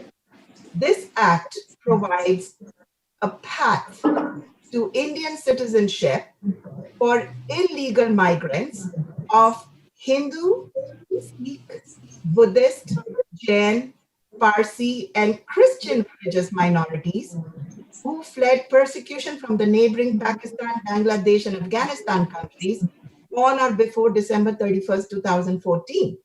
However, Muslims from these countries have been excluded. The amendment also relaxed the residence requirement for naturalization of these migrants from 12 years down to 6 years. It seems that for the very first time, religion has been overtly used as a criteria for citizenship under the Indian law. This amendment has been widely criticized as discriminating on the basis of religion, particularly against Muslims. This also leads to the question of exclusion of persecuted religious minorities from other neighboring regions such as Tibet, Sri Lanka, and Myanmar. The Indian government justified by stating that Pakistan, Afghanistan, and Bangladesh have Islam as their state religion, and therefore Muslims are unlikely to face religious persecution, even though Muslim minority groups such as the Hazaras and the Ahmadis have historically faced persecutions in these countries. The Office of the United Nations High Commissioner for Human Rights called it a fundamentally discriminatory, adding that while India's goal of protecting persecuted groups is welcome, this should be accomplished by using non-discriminatory methods. Many critics have expressed concern that the Citizenship Act, along with the National Register of Citizens Act, could render thousands of Muslim citizens that have been living in India stateless, as they may be unable to meet stringent birth or identity proof requirements. This act caused a lot of protests, causing deaths of several protesters and injuries, even to the police personnel, damage to the public and private properties, unfortunately, resulting in detention of hundreds of people, suspension of local internet mobile phone connectivity in some of the areas, not all.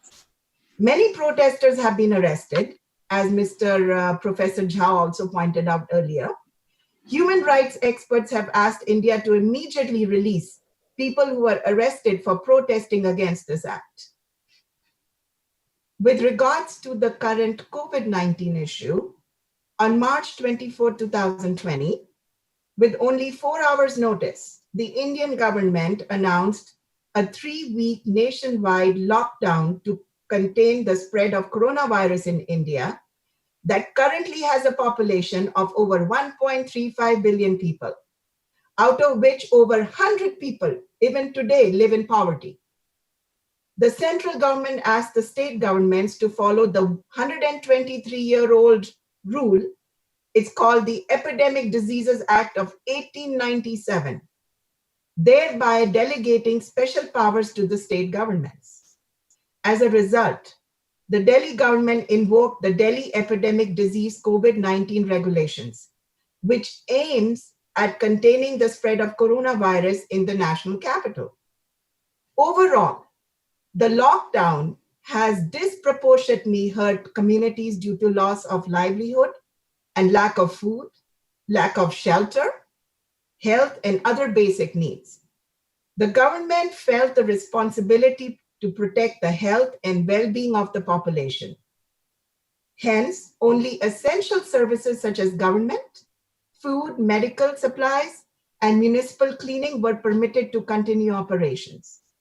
Everyone was asked to wear masks, keep at least a social distance of 6 feet apart, which I address it as physical distancing. Unfortunately, most of India's poor population lives in highly crowded slums and housing societies, causing physical distancing rather impossible and improbable. Many of the poor daily laborers, working long hours, earning daily to provide for themselves and their families, were displaced. Lack of access to clean running water kind of makes washing hands often quite difficult. Lack of money to buy essential foods and supplies have caused further displacement of the Indian workers, the laborers, and the poor people, making day-to-day lives of the poor very hard. On one hand, the sudden lockdown left millions of out-of-work migrant workers stranded in big cities, including New Delhi, Mumbai, and other major cities in India, because the train and the bus services were shut down. Thus, I feel violating the migrant workers' constitutional right to move freely within the country.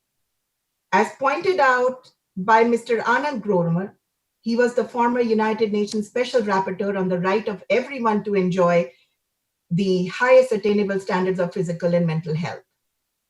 On the other hand, the Indian government allowed aeroplanes to fly overseas to the US and Europe to bring Indian citizens back home to India, while the migrant workers were walking hundreds of miles in heat without food or clean water, trying to reach their homes and families in faraway villages.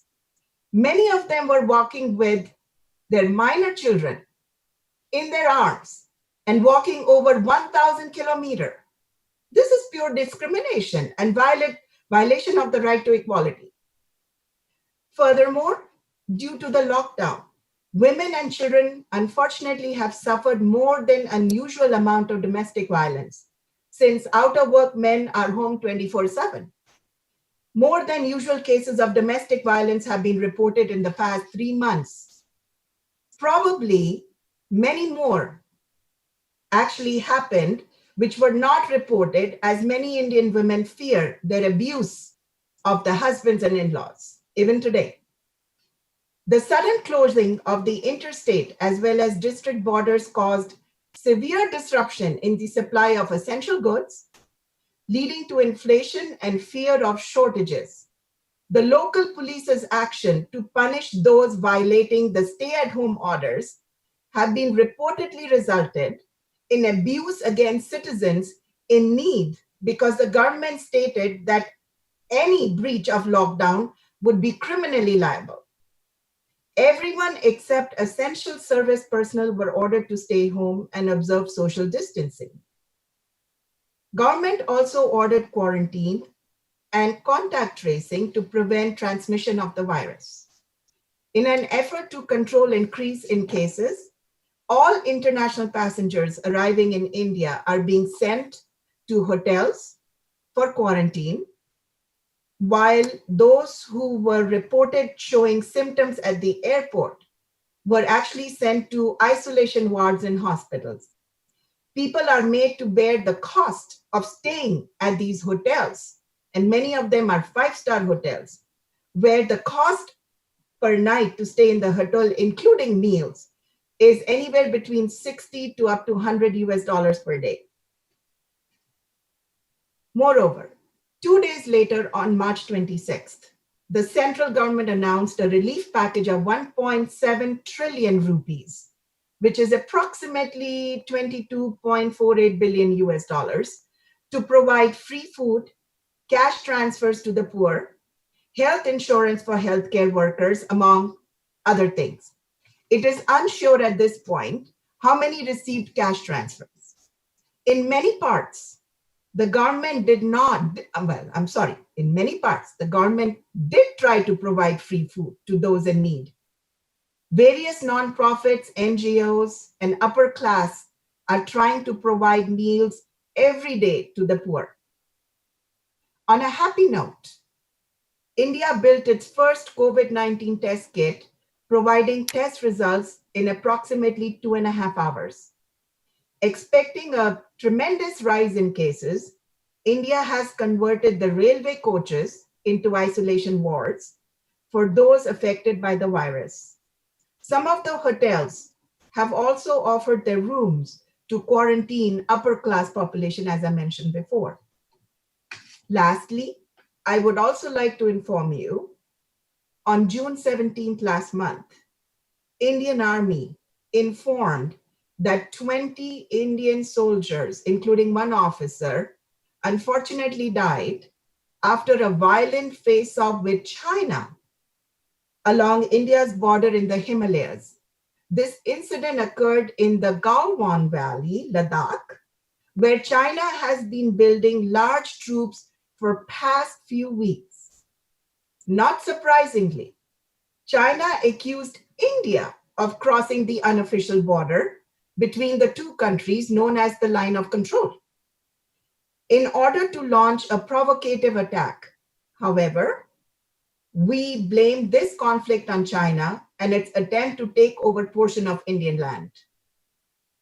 In conclusion, friends, even though India was quick to take certain actions to protect population from COVID-19, India unfortunately lacks a good healthcare infrastructure.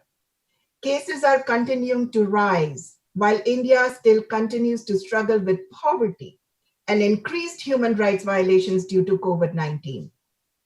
As of today, as per my information, there are about 626,000 cases already that are positive and confirmed. However, approximately 380,000 cases have been reported to recover from this deadly virus. And so far, India has about 18,213 deaths.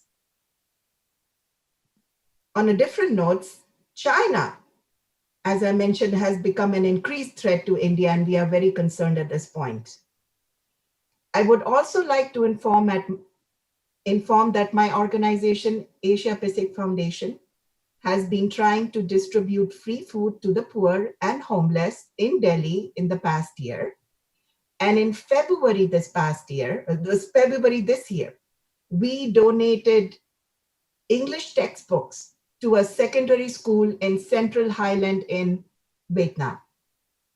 Ladies and gentlemen, I thank you for all your support to the India chapter, and I hope that APLFD, WLFD, and chapter members will continue to support the India chapter and help us fight for equality and human rights. Namaste. Namaste. Thank you so much. And Ms. Herwa, thank you for your remark on the other side, or at the true side of current story situation in India. As you mentioned, India government plan to implement the National Register of Citizens, NRC, to document all the legal citizens of India or identify the illegal migrant. So far, would you shed more light on what the current issue about the National Registration of Citizens? What's the effect in general? Give a very short answer, please. Well, it is definitely going to impact human rights, especially against the Muslims, and also against people who cannot and are unable to provide any documentation that they were born and raised in India and their families have been living in India for generations under the NRC. So I think that's going to be a problem. Next gentleman, or next the speaker, discussion is about Dato Mohammed Najib bin Abdullah, Vice President APLFD Malaysia chapter. Mr. Dato, please. Good afternoon, ladies and gentlemen. Thank you very much, Mr. Chairman, for giving me this opportunity to share Malaysia's story on how we managed the COVID-19 pandemic, which devastated most parts of the world. Hopefully, by sharing some of our experience, we could all protect our countries better from COVID-19. While delivering my text, please allow me to share a short video on how Malaysians from all walks of life managed to do that. Ladies and gentlemen, earlier this year, while COVID-19 was ravaging China and ultimately Europe, Malaysia was struggling with internal political issues. On March 1st, 2020, a democratic change of government led by Muhyiddin Yassin was sworn in. The new coalition replaced the previous government led by 94-year-old Dr. Mahathir, which collapsed after only 22 months. The first task the new government had to do was to tackle the COVID-19 pandemic, which hit our shores on a smaller scale in February. A thankless task indeed for any government, let alone which was barely 2 weeks old. However, undaunted, the new PM, a veteran politician with a vast experience, moved quickly. Within 2 weeks, a new cabinet was appointed and the National Security Council, responsible for the managing national level crisis, was activated. Its first action was to put in place several key strategies to address critical health, economic, and social issues. The 7-phase strategy, with its strict implementation actions, was a preventive measure recommended by World Health Organization to effectively contain the outbreak of COVID-19. On March 18 this year, Malaysia closed its borders and imposed the Movement Control Order, or MCO, where citizens were strongly advised to stay at home. By then, the pandemic had hit Malaysia, placing it as number 5 globally with the highest number of infections per day on the chart. In areas with high infection rates, enhanced MCO were enforced. This means these areas were completely closed off. Every individual in these areas was screened and treated if infected. To ensure compliance, the military were brought in to support the police. Meanwhile, 120 hospitals were designated as screening hospitals, while another 40 were turned into treatment centers for positive cases. Over 4,000 hospital beds were reserved to treat these patients. Hundreds of venues were designated as isolation or quarantine centers for those who are exposed to COVID-19. In an effort to flatten the infection curve, the initial MCO period of 2 weeks was extended again and again to over a total nearly 6 months. And we hope the MCO will be lifted totally by the end of this August. In an effort to flatten the infection curve, the initial MCO period of 2 weeks was extended. Flattening the curve means spacing out the number of infected cases over time to prevent too many people from falling sick at the same time, which could outstrip available health resources like beds and ventilators. Recognizing the critical need to educate the public, several awareness and educational programs were put in place.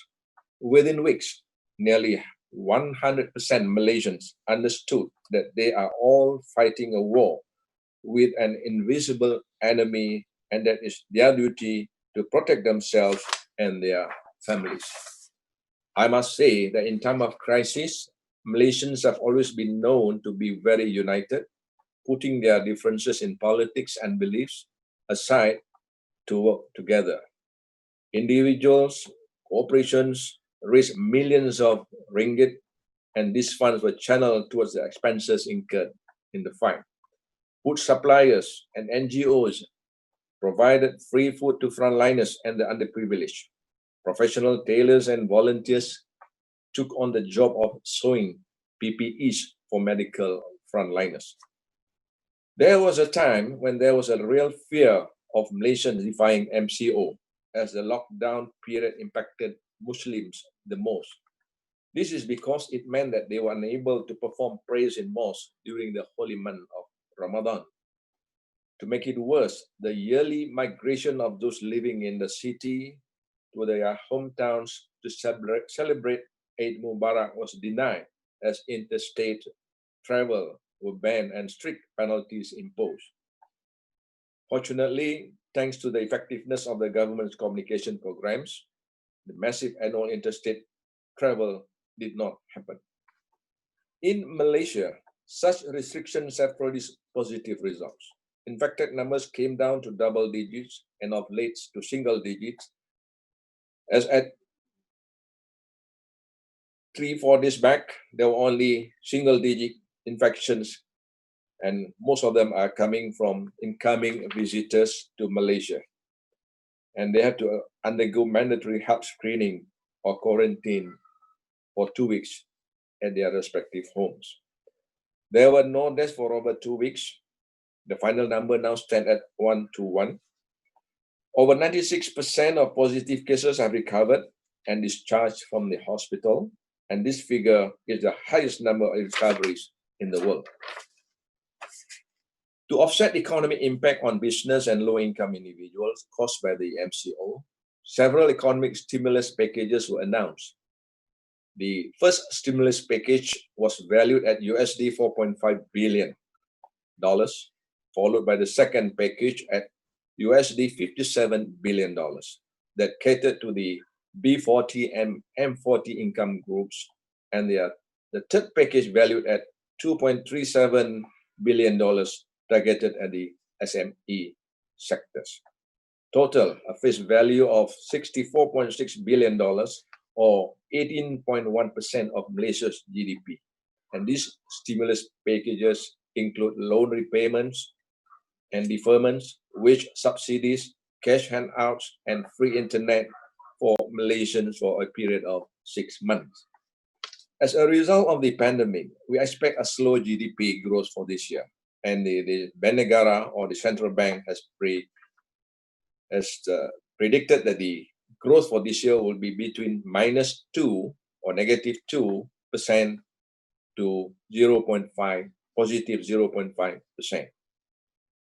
The Prime Minister emphasized that these strategies will only help Malaysia in getting through this period of fighting COVID-19. He believes that there needs to be a regional post-pandemic recovery plan, as Malaysia cannot do this alone. At the recent Special ASEAN Summit webinar in April, he called on his counterparts in ASEAN to use this crisis and opportunity to grow the region as a regional bloc post-COVID-19. Ladies and gentlemen, I would like to conclude with a statement from my Honorable Prime Minister, which Malaysians have taken to heart. He said, "This is a war against an invisible enemy, and the aftermath will result in a new global landscape. The world will never be the same again, and we as global citizens must acclimatize ourselves with what is going to be the new global order. Simply put, the new normal." Thank you, Mr. Chairman. Very much, Mr. Chairman, And what impressed me, I think all Malaysians are very very cooperative with the government. Probably the religious reason, because Muslims are very generous for contribution or some sharing what they have for the public. So I think a lot of the contribution, the money pour in from every side, every level of society. Most important thing and most remarkable achievement is by June 27, only 10 new infections, no deaths for over a week. 96% of positive cases have recovered. That's the highest number of recoveries in the world. So I want to say my sincere congratulations to your people and your government and your country. Thanks for your presentation. The following gentleman is Zhao Ben. Oh, you are welcome. Mr. Zhao Ben, Vice Chairman, APLFE Myanmar Chapter. Mr. Ben, please. Honorable Chairman, friends, ladies and gentlemen, it is my sincere appreciation and thanks to ABFD, the Taiwan chapter, for arranging a video conference so that I could meet my respected and beloved friends at this video conference today. My native country is Myanmar, and I wish I could address the progressing of achieving a peaceful atmosphere in the country. But at present, nothing favorable is happening, and so I'm looking forward to the future to have an opportunity to express and work with all strength to fulfill the needs. With the changing of the present environment and circumstance, the power of war, democracy is shaking as well. Moreover, COVID-19 not only kills tens of thousands of people, but it also degraded the economy system and democracy. At such juncture, our members of the ABFD need to support each other to build up the ethic and spirit of people, which in the future will give a good result to the world. We look at the present situation of the world. Every nation has suffered a lot due to COVID-19. In these situations, it will be best if we can encourage ourselves based on our faith. We have to accept the gracious gift of the Lord.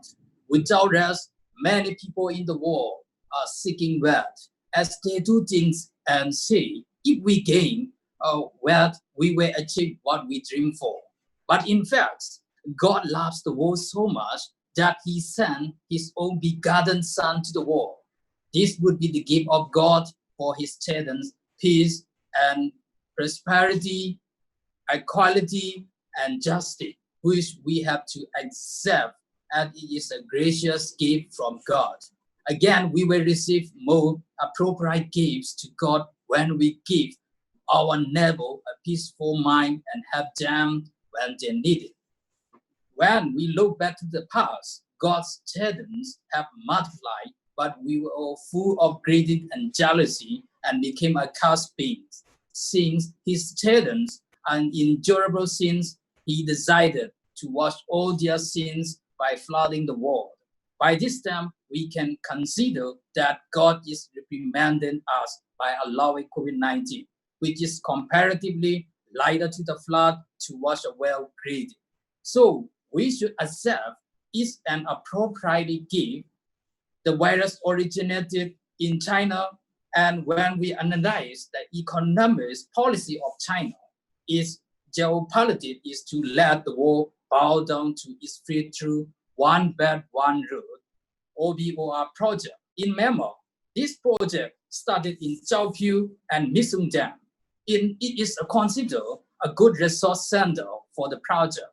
And following the dream of to cover the global economy, OBOR also entered into the Malaysia, but the patriotic and intelligent people of Malaysia perceived the policy of China and thus bluntly rejected the project. Conclusion, when we look at the nook and corners of the world and collect the news from around the world, we only see nations blaming each other. So if you don't see anything good, we can take it as everything happens for the best. And thus, I would like to ask all brothers and sisters, ABFD, to build our world to be a sense to peaceful existence under democratic system by creating happiness, not only to our neighbors, but also within ourselves. The COVID-19 pandemic is not only to our neighbors, but also within ourselves. The COVID-19 pandemic is unlikely any other pandemic since it has led to many changes. It changes our normal way of living life. We are now emphasis about sanitation and how to prevent the illness. At the same time, we need to be aware how to slow down the spread of disease and become more alive toward the virus appearing around the world at its early stage.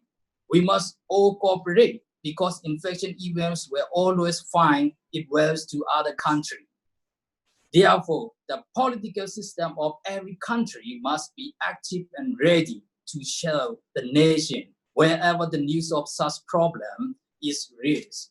Right now in Memo, as the project has been paused as a representative, I feel that this is a good opportunity to stand for freedom, democracy, and human rights. Instead of looking at the pandemic as a problem, everyone is encouraged to look at it as an opportunity to take action.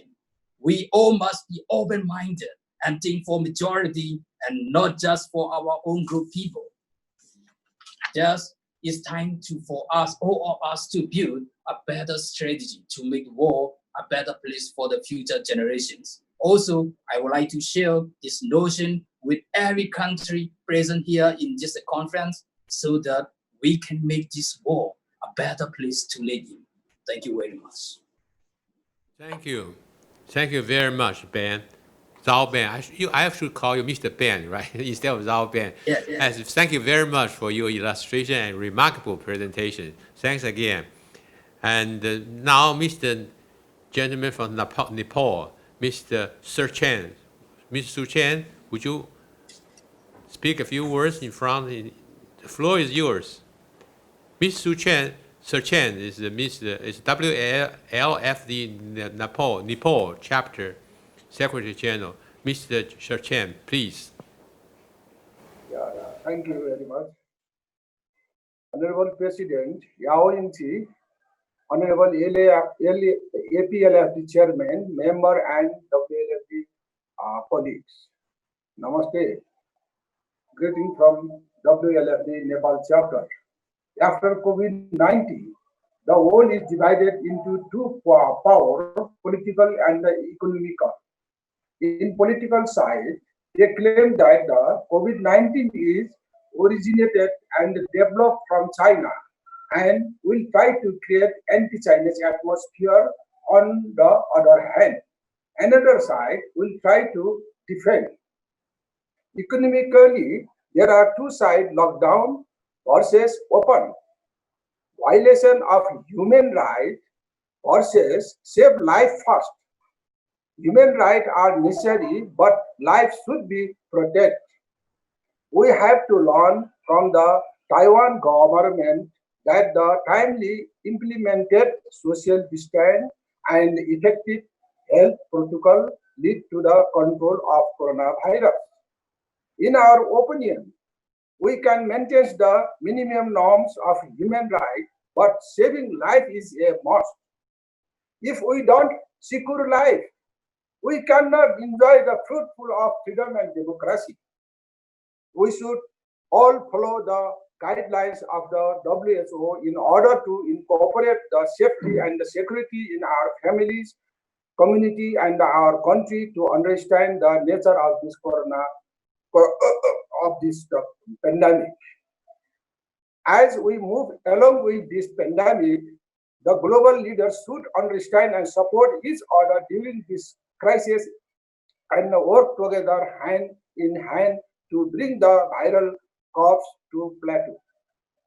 In Nepal, the impact of lockdown has been short due to the lack of proper emergency plan to combat the gap between the demand and the supply, while neglecting the safety and the security of migrant workers.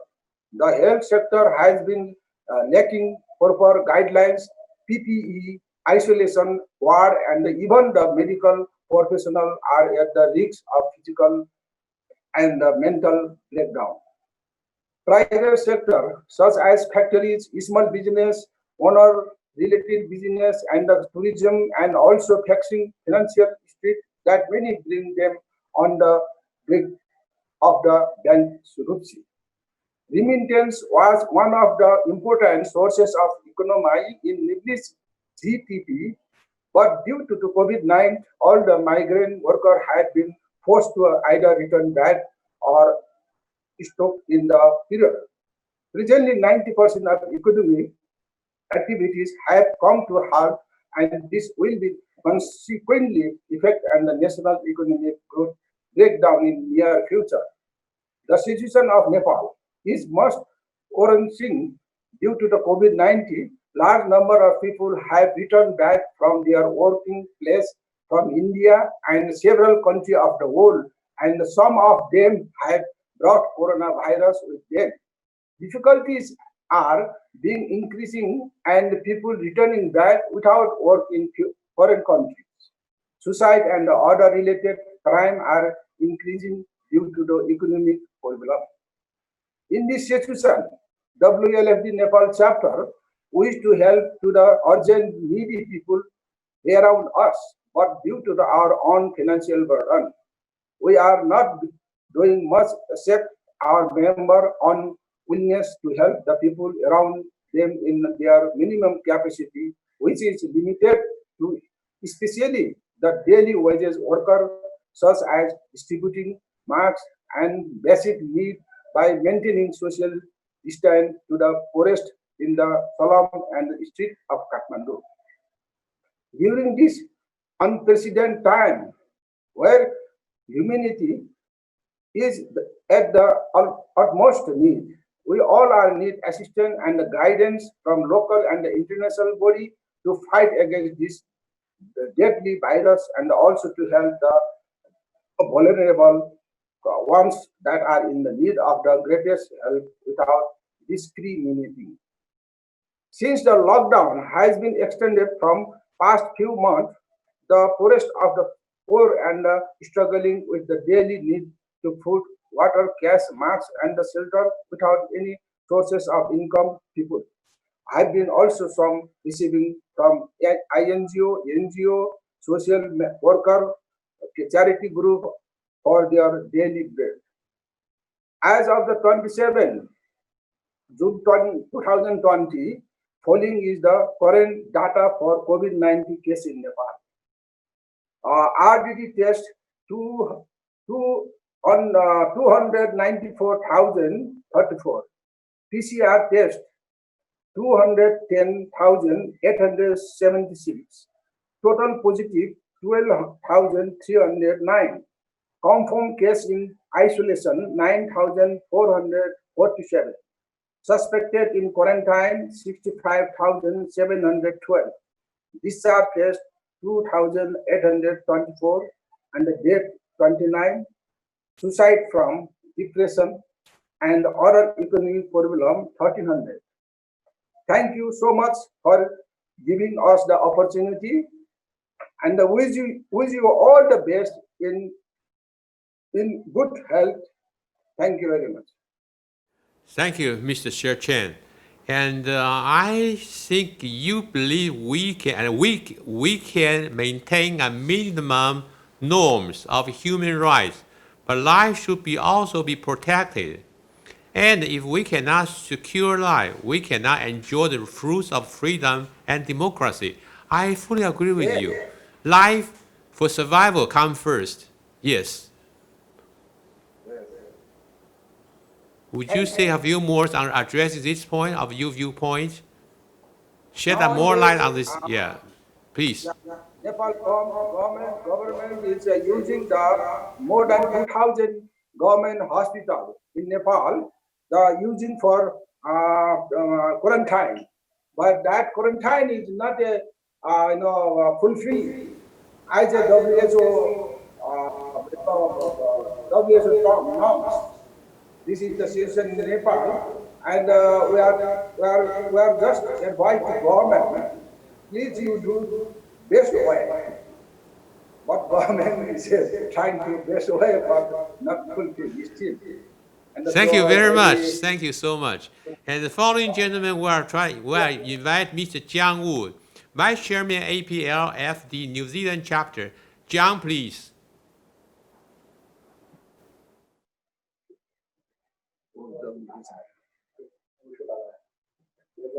Right now. And turn on your microphone, please. Your microphone. Thank you, Mr. Chairman. The moderator, we heard you very clear. Very good. We heard you. Good afternoon, everyone, the chapter delegates. I'm very pleased to see you all again after Monday testing. Everyone knows New Zealand is a small country.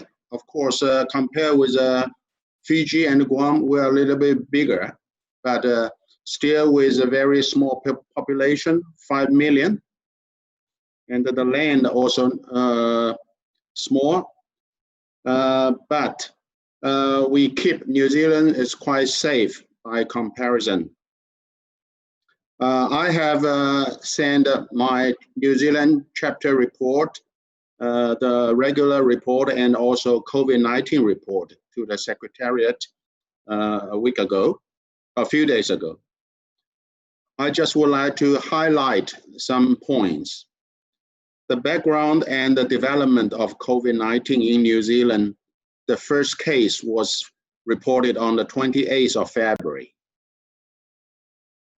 And then 3 weeks later, the government take a quite rapid action and quite strictly as well. Set the alert system from level 2 on the 21st of March, level 3 2 days later, and the level 4 on the 26th of March. And the level 4 means the whole nation is totally locked down, including all the borders, the airports and ports, harbor being closed down. Everyone knows New Zealanders, they quite enjoyed outdoor activities, sports. But during the lockdown period from the 26th of March up to the 9th of June, almost 10, 11 weeks, all the New Zealanders, they follow the government, the policy, the rule very strictly. They stay at home. And we use the name called bubble. The bubble means one family under one roof is one bubble. Even your neighbor, the next house, you cannot let them in or you cannot go to their place. So New Zealanders is very, very good to follow the government rule. So from the first case on the 28th of February, and we remove all the restrictions on the 6th of June. So 4 months plus 10 days. And now just the border still closed. Although have a few airlines, they still have a flight coming from different countries, but it's a very, very little. Regarding the economy, the New Zealand government set up a very good practice. From the lockdown date, 26th of March, the government allowed the employer, the company, to apply the wage subsidy scheme.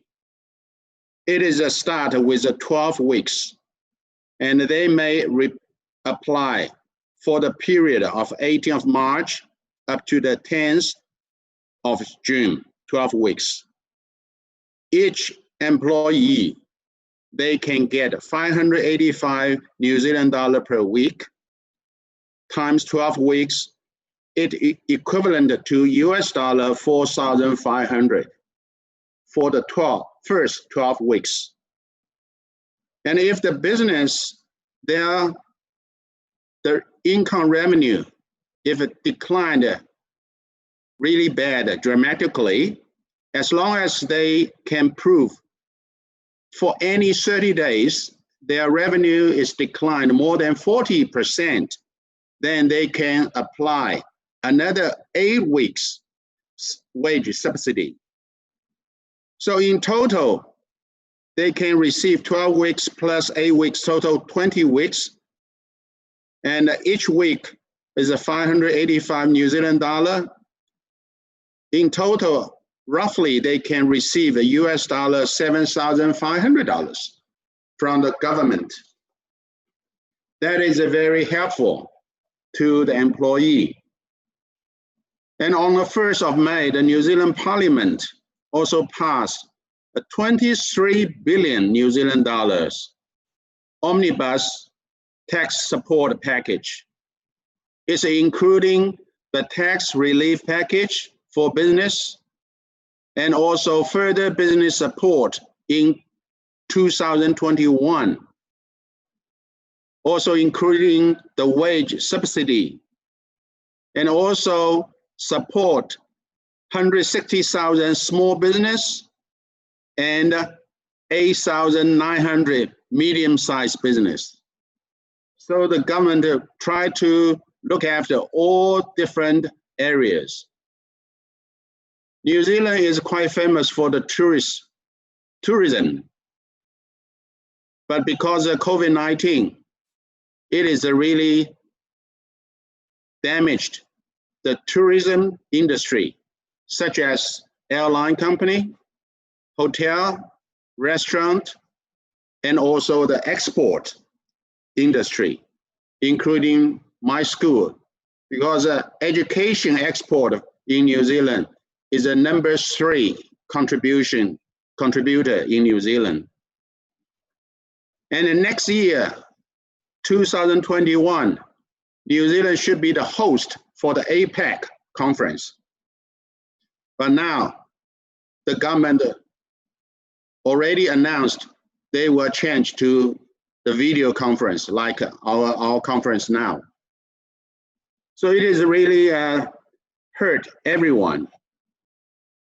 And right now, in New Zealand, the COVID-19, today's status, although have 1,180 confirmed cases, but only 18 is active cases. The rest all recovered.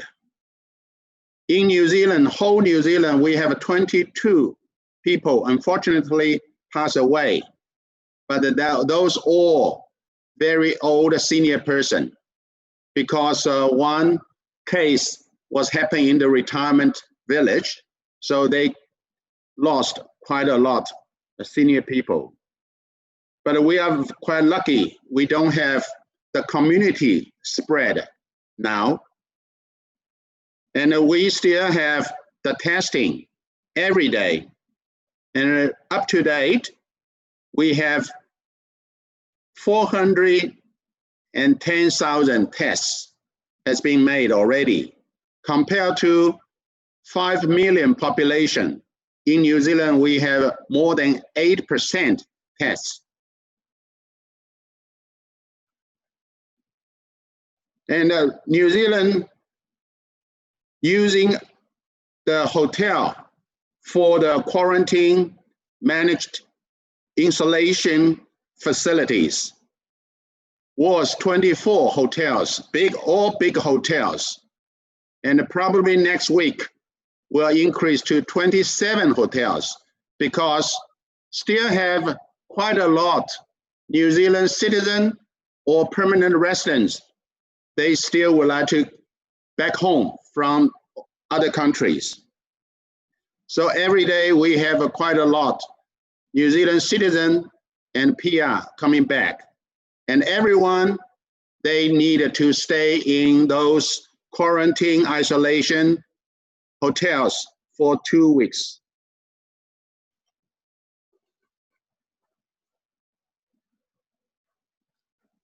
For the impact on freedom, democracy, and human rights, by end of 2019, I think everyone is very excited to welcome the new year, 2020.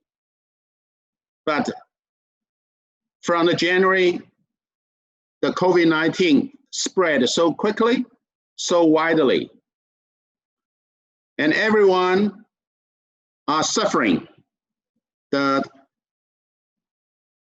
virus, and also suffering the business, industry, someone even losing a job, some company closing down. But in order to keep the people in the community under a very safe and healthy situation, everyone needed to sacrifice our personal freedom and human rights. Either stay at home for isolation within the bubble, or if you necessary to go outside for some essential work, have to wear the face masks and the gloves. This is quite good. New Zealander all follow this rule. When they go out, they keep a very proper, safe, the social distance. So it is a good experience for most of our people in New Zealand, also in the other country in the world. Using the working from home or online learning, distance learning. Stop or limit the number for social gathering. It is quite important. And we hope through this COVID-19, is no matter is a member of WHO, WHA, every country should really support each other with medical techniques, medical suppliers. And we don't like to see any country or leader to use this COVID-19 to take as this opportunity to do any political practice or play political game. We hope this COVID-19 will be eased and vanish soon. God bless you all. Thank you very much. So much for your presentation. Thanks a lot. We really learned a lot from you and know about what current situation of New Zealand. So next gentleman is Geno. Geno, would you say a few words? From Manila, Philippines. Yeah, thank you very much. Thank you very much, and good afternoon to my fellow delegates from the other countries. After listening to the presentation of the speakers and the discussion by other discussants, it is very obvious that before COVID-19, all of us has been enjoying the practice of freedom, democracy, and human rights. But then COVID-19 came, and the impact on freedom, democracy, and human rights was terrible. And the impact on our economy is disastrous, really. Yet, our government has to do something about it. And what happened was that all government, based on the different presentation, has to adapt authoritarian measures in order to control the spread of virus and to preserve life of its citizen and to lessen death. But then I was thinking about it. Whom should we blame for the coronavirus? Why it came out? And then what should we do about it? It's really something, you know, that the countries of Asia Pacific and the World League and the whole world should really study this. Because again, while this is happening, future occurrence will occur again. And then, if it has to, we should be prepared about it. In the Philippines, our country has adopted several measures in order to control COVID and preserve life. I have requested our Vice President, Mr. Liu, Mr. Chairman, our Vice President, Mr. Santiago Mascareñas, who is my Vice President for Local Affairs, to do the presentation to inform the group on what the Philippine government has done to counter the COVID pandemic. So may request Mr. Mascareñas to continue for me, please. With your permission, Chairman Liu.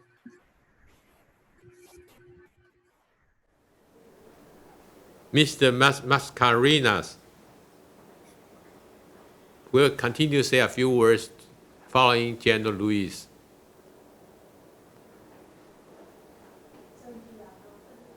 Mr. Santiago, you are online now. Would you speak a few words right now? Yes, Honorable. Turn on your microphone, please. Please turn on your microphone. Oh, yes, I see you. Okay, now we heard you. Honorable David Yu, Mr. Peter Lee, Simple friend.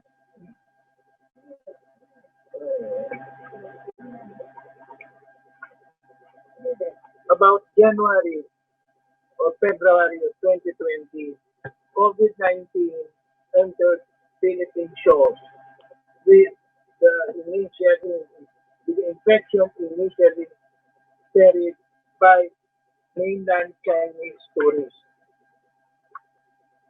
This was exacerbated by the cruise ships and the overseas Filipino workers who were also infected in their overseas jobs. In the Philippines, how does COVID-19 impacted on freedom, democracy, and human rights? As of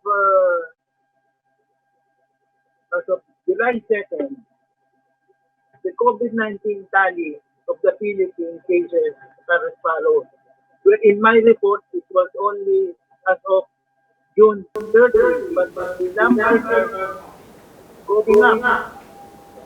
So the confirmed cases in the Philippines with the new cases is 294, and the total is 38,805.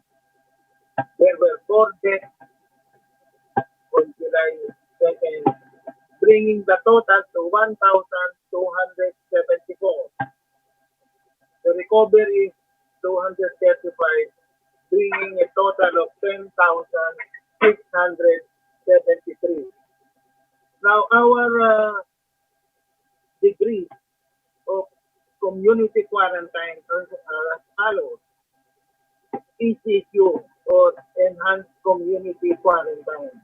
This is the most severe, followed by the modified Enhanced Community Quarantine, which is less severe, the General Community Quarantine, which is severe, and the least severe is Modified General Community Quarantine.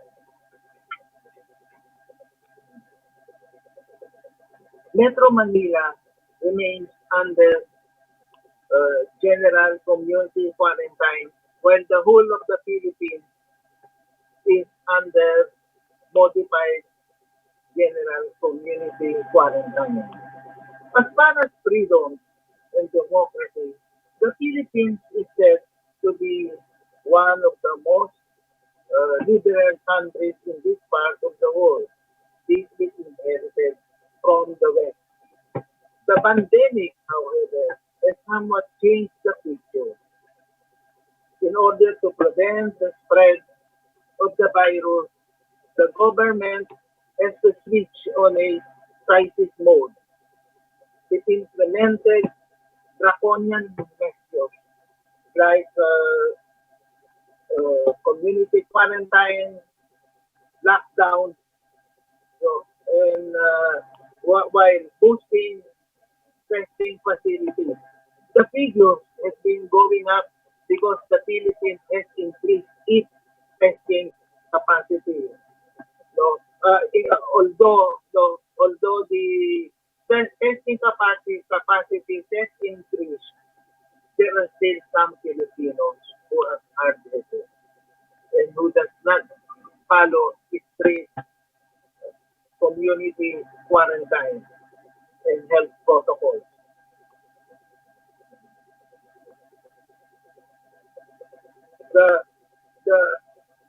what are the things that the government did? The government suspended public transportation, except the deliveries of food and essential services for those frontliners. People were confined to their houses, observed social distances, wearing face masks, and contact tracing. What we have learned here is that if you want people, if you want most of the people to stay at home, suspend public transportation, and you have about 70% of the people confined to their houses. However, that has a great effect on business. Businesses closed, resulting to widespread unemployment. Now, what did the government do? With the meager resources of the government has started giving out food packages, outright subsidies to those people in poverty. The legislature has empowered the government through a law to give the president emergency powers for 2 months to deal with the outbreak of this COVID-19. Because the measures have to be immediate. We cannot wait for legislative action. And the lawmakers know this. So what did the government do? The government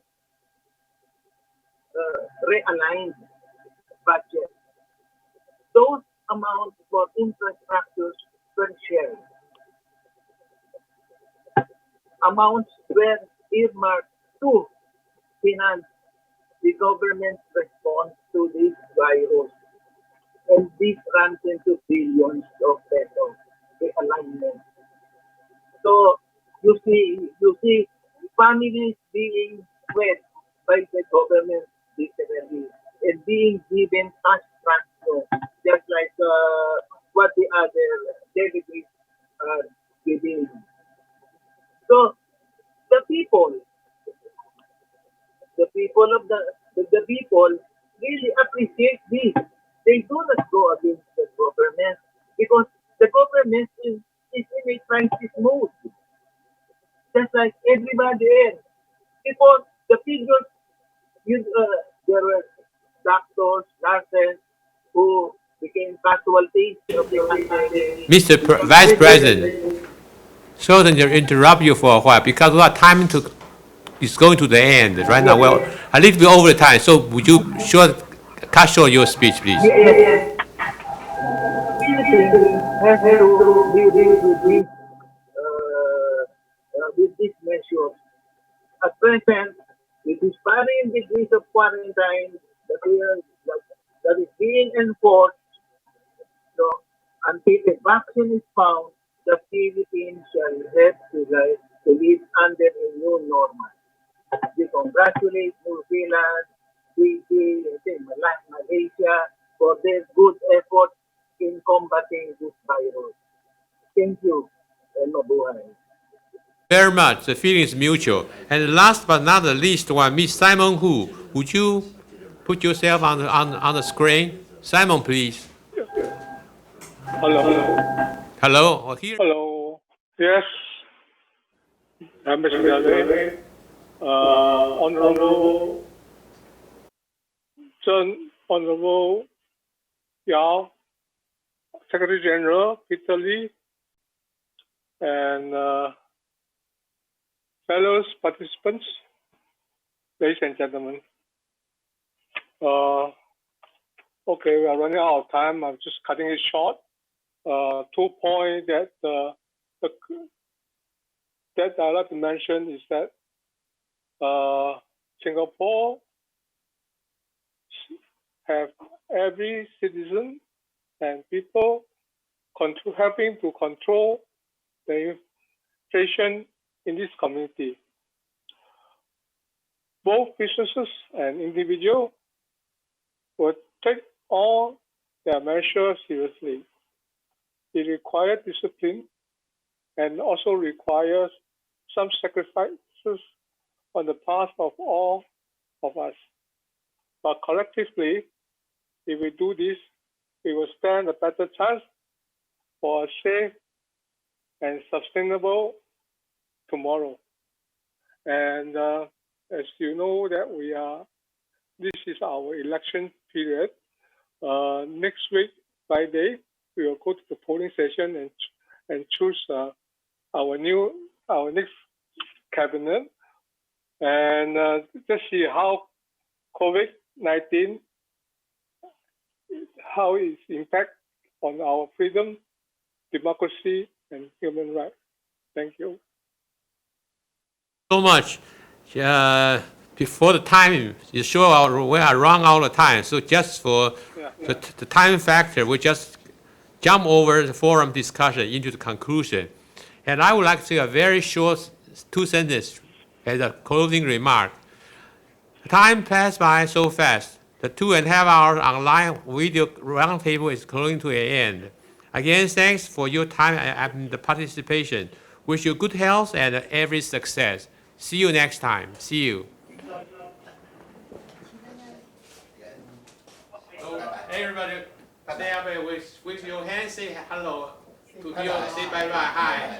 Say goodbye.